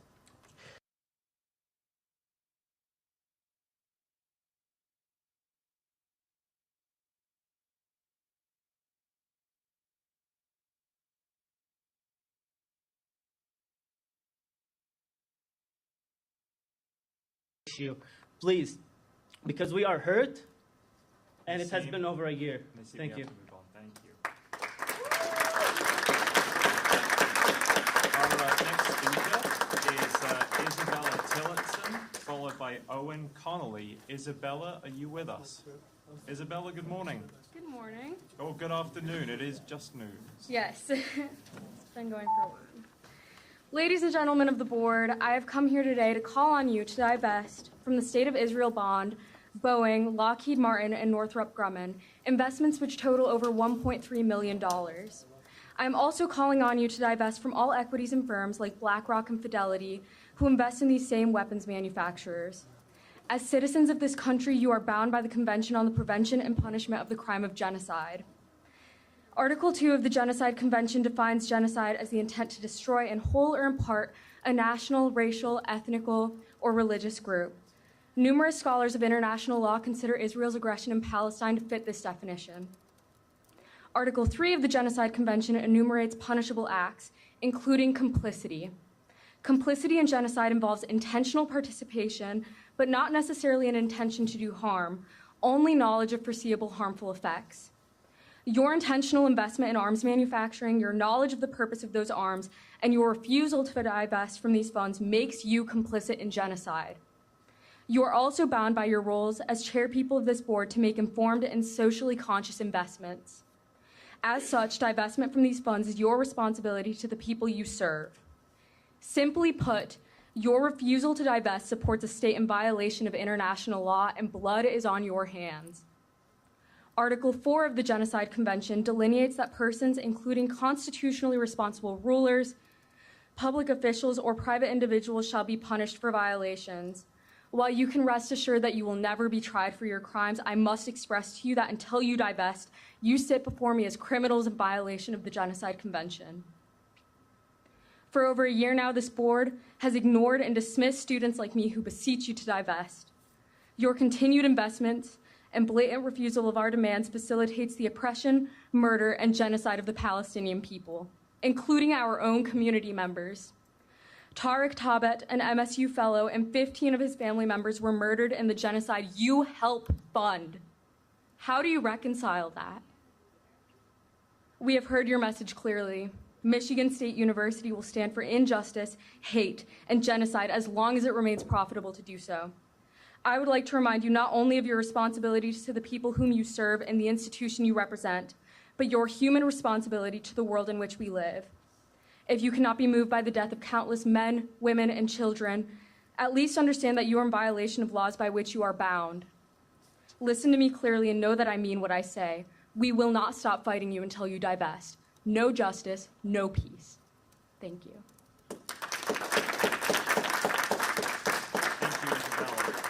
Our next speaker is Owen Connolly, followed by Saba Syed. Owen, good morning.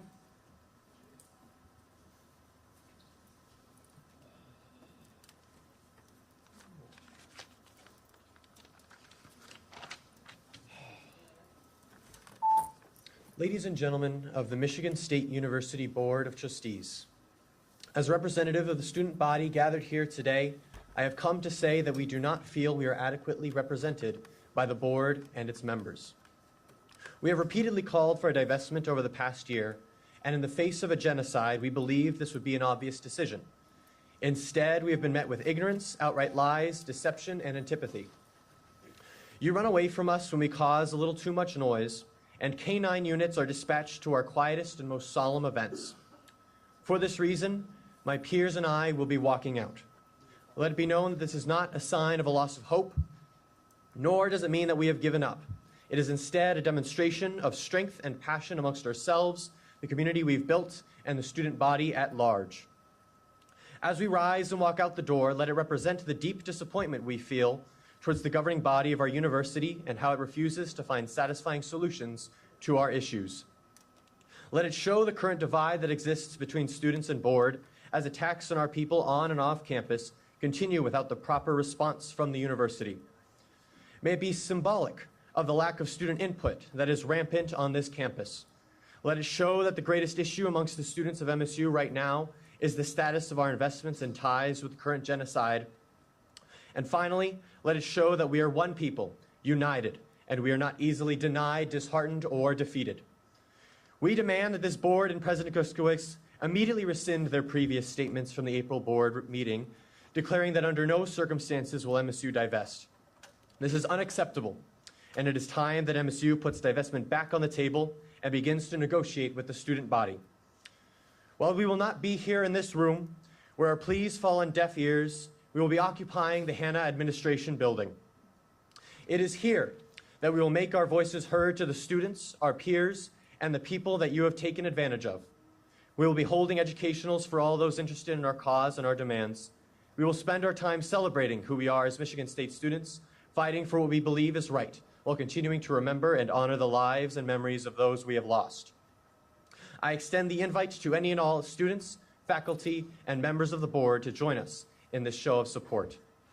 For all students joining us today, we implore you to walk out with your heads held high, knowing that you are powerful, you are respected, and you have a place in this university that deserves to be properly acknowledged. For all adjacent members of the community, including campus workers, professors, and others, we ask that you join us as well. Whether your participation is in walking out with us or in shortly coming through our occupation to learn about our cause and our beliefs, every little bit counts. We appreciate what you have done to help our community throughout our time on campus, and we know that you know what justice realized should look like. To the board directly, despite your antagonism and apathy, we extend the invitation to you most of all. Take this opportunity we are giving you to talk to us, be with us in community, and discuss a true pathway to divestment. Rectify the damage you've caused by improperly handling the several incidents of hate and prejudice that have occurred on campus over the course of the last year. Let's come to a consensus that benefits us, the students you claim to represent, yourselves, and the many families, men, women, and children that are being consumed by the genocide in Palestine. When the time comes and you are ready for a mature conversation, you can come talk to us. Until then, we will make our voices heard across campus, and we will work to inspire the change this university needs. Thank you.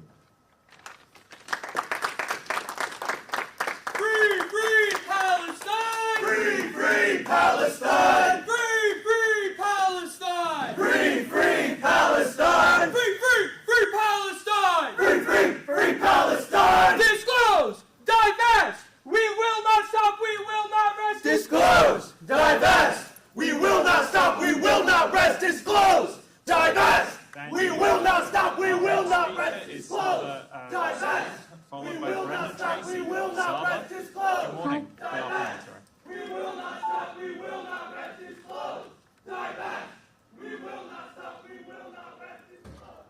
Divest! I think they're saying disclose, divest, and they won't stop or they won't rest. I think that's what it is, just for anyone who didn't hear it. Hi, everyone. Long time no see. I really didn't want to have to come back here. Genuinely, I've been enjoying my life being a normal, Palestinian. I know on the news right now it does seem pretty bad for us, but actually, I did want to say that life does continue in Palestine and Gaza and Lebanon. Even with, I know it's crazy, even with the genocide and constant bombing going on, people still exist. And over the past year, as I've gotten to talk to my family and I see my aunt going to one wedding one day, then the next day has to go plan a visit for her son who was detained. It just, it really put into perspective how I can explain to you best what oppression is like and what it feels like. It's not necessarily that there is a violation of human rights. That's a common sense thing. I think we can all look at Gaza, we can all look at Lebanon, we can all look at the world, we can look at the university and see that a lot of different people are suffering, a lot of people have had loss, a lot of people are grieving, a lot of people are mourning, and you can't constantly keep having people feel the need to defend why they're emotional or why they need to mourn or why they're sad about this. And we cannot tie politics into our own human experience because politics is constructed. It's so easy. It's such a playbook that I honestly, the other day, I was so bored. I was thinking about this in the summer and I said, let me run for trustee because why not? And you know what? I didn't want to do any forms or anything like that. And I said, let me do a writing campaign. And I was doodling it. And I wanted to show you guys my doodles because I do think these meetings are long and sucky. And I hope, I wanted to do something that might cheer you guys up a little bit. These are my drawing. It says Saba for Board of Trustees. There's a board here. And there's a Spartan and the trustees. And then it says reasons I want to be on the Board of Trustees. It says to prove there's nothing stronger than community. There's the community with muscles. This is you guys without muscles, the Board of Trustees and the status quo. It says POW. And I really am not planning to run for trustees because I'm not qualified for it, nor do I have the extensive years of experience that you guys have. I mean, even these drawings took me so long, and I wanted to actually I didn't know how I could handle it, and that just, I do somewhat understand the level of work I put does not match any effort that you guys put, but I do hope that as you see, even as I'm not involved in any of these actions planning, that there's students, there's faculties, and there's people here that will continue to be there for one another and support it, whether that's under divestment, whether that's under any sort of thing where people may disagree with you guys. There's always going to be community. I mean, look around the room. No one's here coming to only say good job. And that leaves me slightly concerned, but I do think that this university does have a wonderful atmosphere in it, and I don't think that having a sense of community, listening to one another and learning from one another is something that won't be achievable. Sorry, I'm almost done. I but think yeah, we've really got to move on. I appreciate sort of. I got you. No, comments. I won't Okay, fight you so- on it this time. Thank you. Vote for me. Just kidding, though. I don't want to be up there. Our Have a next- good day. Thank you, Saba. I appreciate it. Our next speaker is Brenda Tracy, followed by Karen Truskowski. Brenda, good afternoon.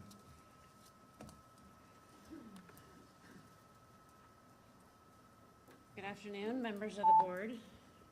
My name is Brenda Tracy. I'm here today from Portland, Oregon. I'm not going to mince words with you. I came here today to tell you some of the ways that you have harmed me. September 10th, 2023, USA Today published a column detailing the formal... Sorry, I need a second.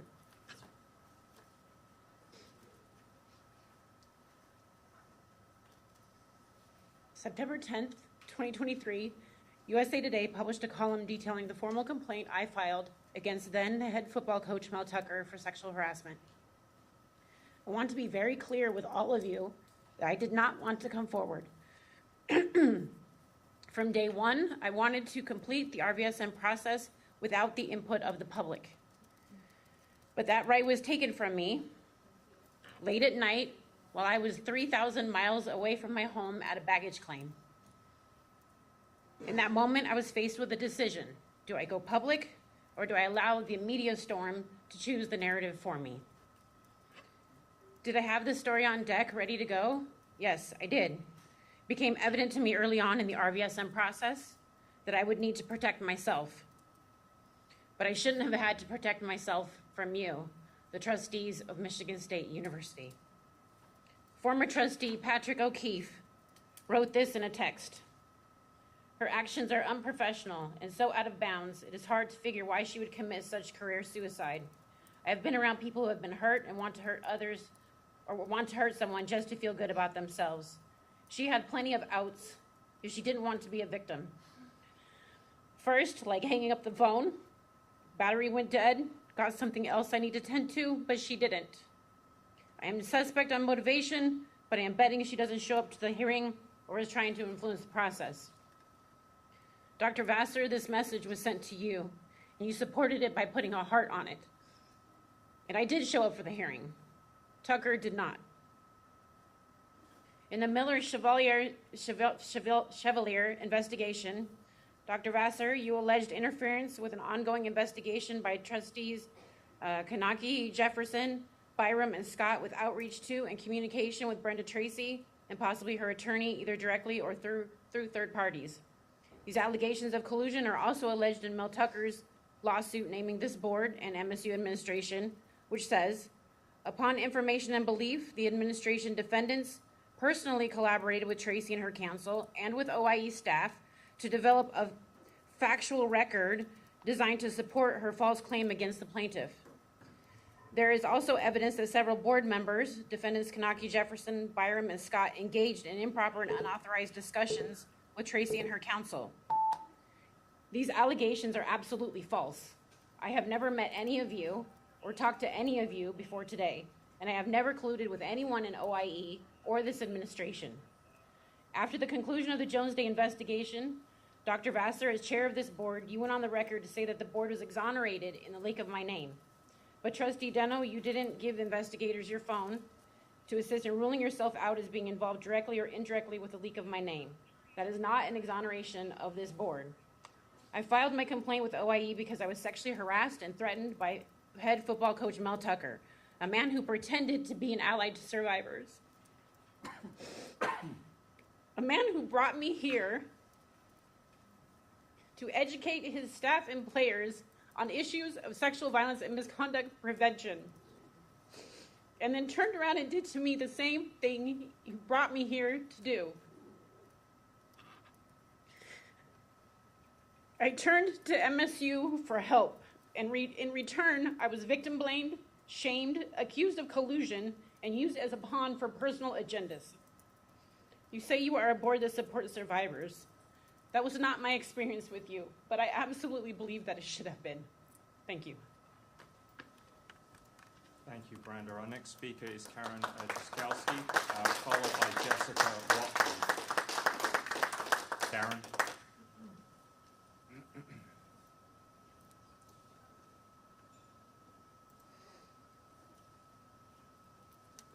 Good afternoon. Good afternoon, everyone. I don't want to be here today. I have spent the last 10 years working with students at this university that have dealt with sexual assault, rape, violence. But I never made it about me. I made it about them. That's why I don't want to be here today, because it's not about me. But I have a responsibility to my client, my friend, Brenda Tracy. I've been an attorney for 25 years. I've never been accused of colluding with a board member, which, by the way, I can stand up here, I will raise my right hand and say, unequivocally, I have never spoken or met or emailed or texted with anyone on this board. Kelly, we brought up in the elevator this morning. And there's a reason for that, because it's not about me, but today it's going to have to be. I am angry, beyond angry. And for people that know me, I don't get angry. I'm a peacemaker. But I can't do it anymore. I can't be peaceful. We tried really hard to work with this university, and there's a lot of people in this room, I'm not going to point any of them out, that I have great respect for and I have great relationships with. It didn't work. Last September, on a Friday night, September 9th, I got a phone call from some local journalists who also I trust immensely, telling me that they were hearing Brenda's name and telling me where they heard it from.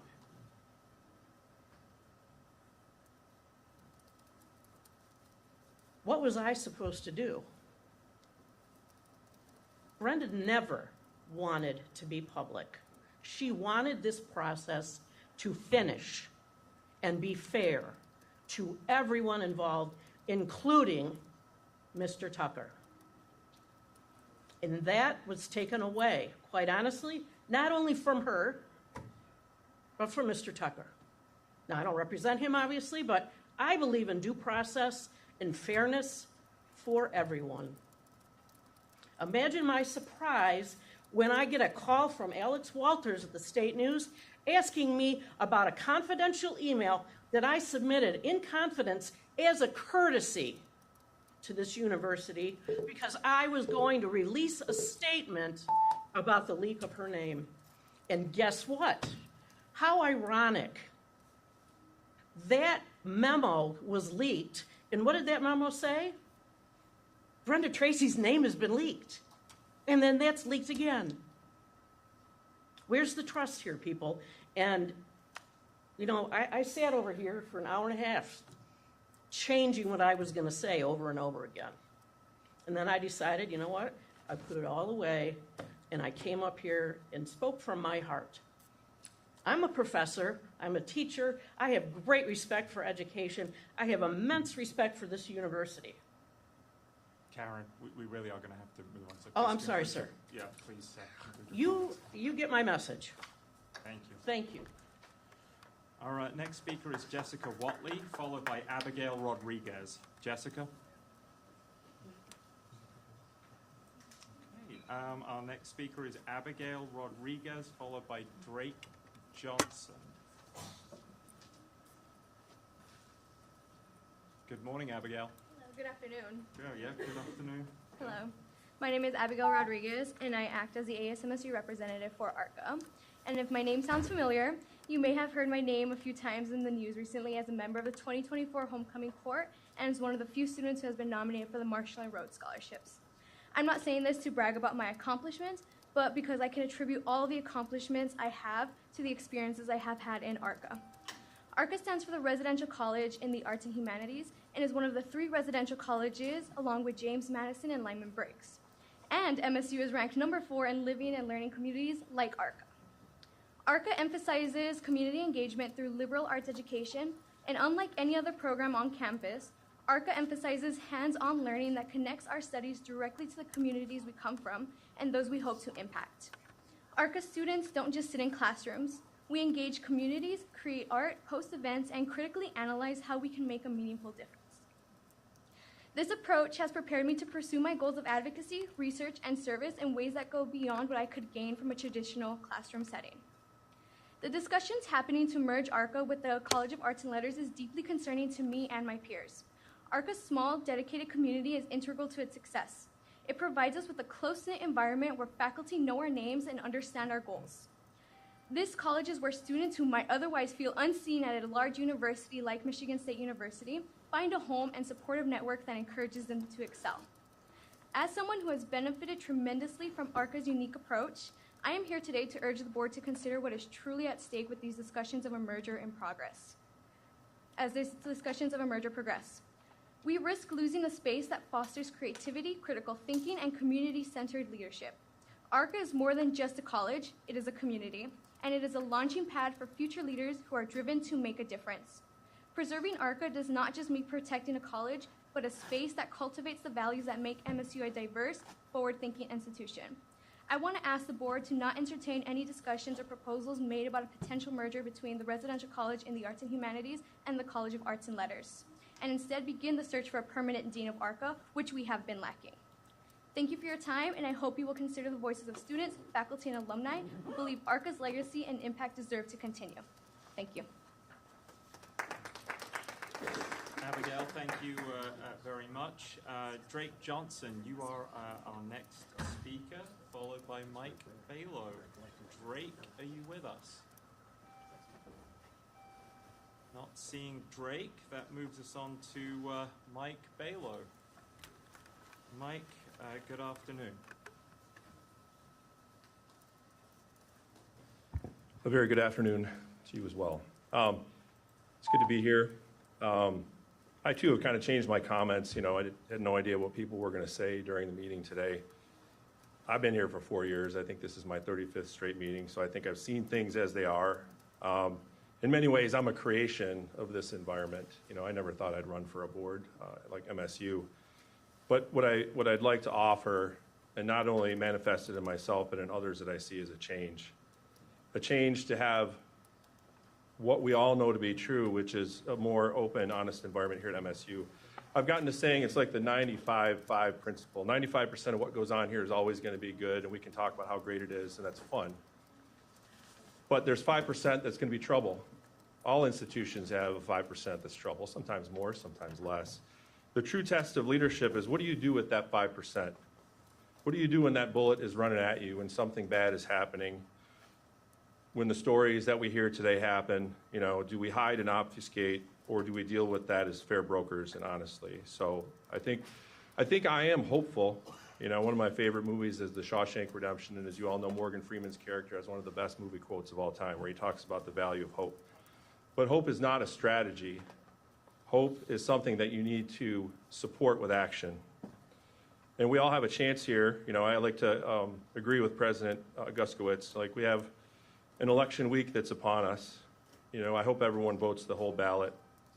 I hope everyone prints it out and looks at it not just as a Scantron, but as something that you can analyze and figure out who supports your values. I've been at this for 4 years now. I've seen great candidates across the state of all races and religions and colors and parties. Don't ever take what someone tells you as like, this is how you should vote, or this is why you should vote, in terms of a slate or a company or anything.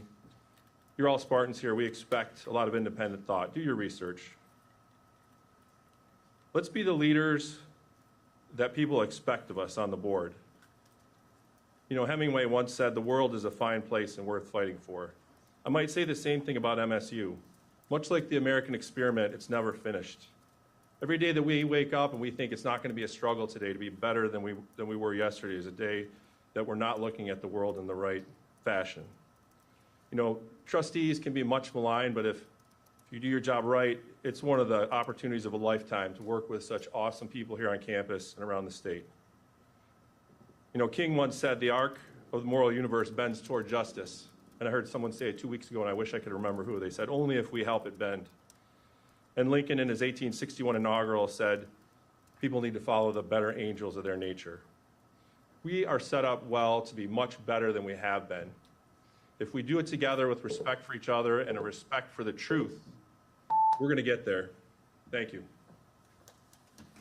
Thank you, Mike. President Guskowitz, that concludes a public comment for this afternoon. I do want to address sort of the comment made earlier about the vote on the State of Michigan fiscal year capital outlay request and the 5-year capital plan. I have conferred with council. We do believe that the board did vote on that particular action. So unless the board members are concerned, I think we can conclude. Okay, great. Then is there a motion to adjourn? Support. All those in favor? Aye. Opposed? Abstentions? The meeting's adjourned. Thank you all.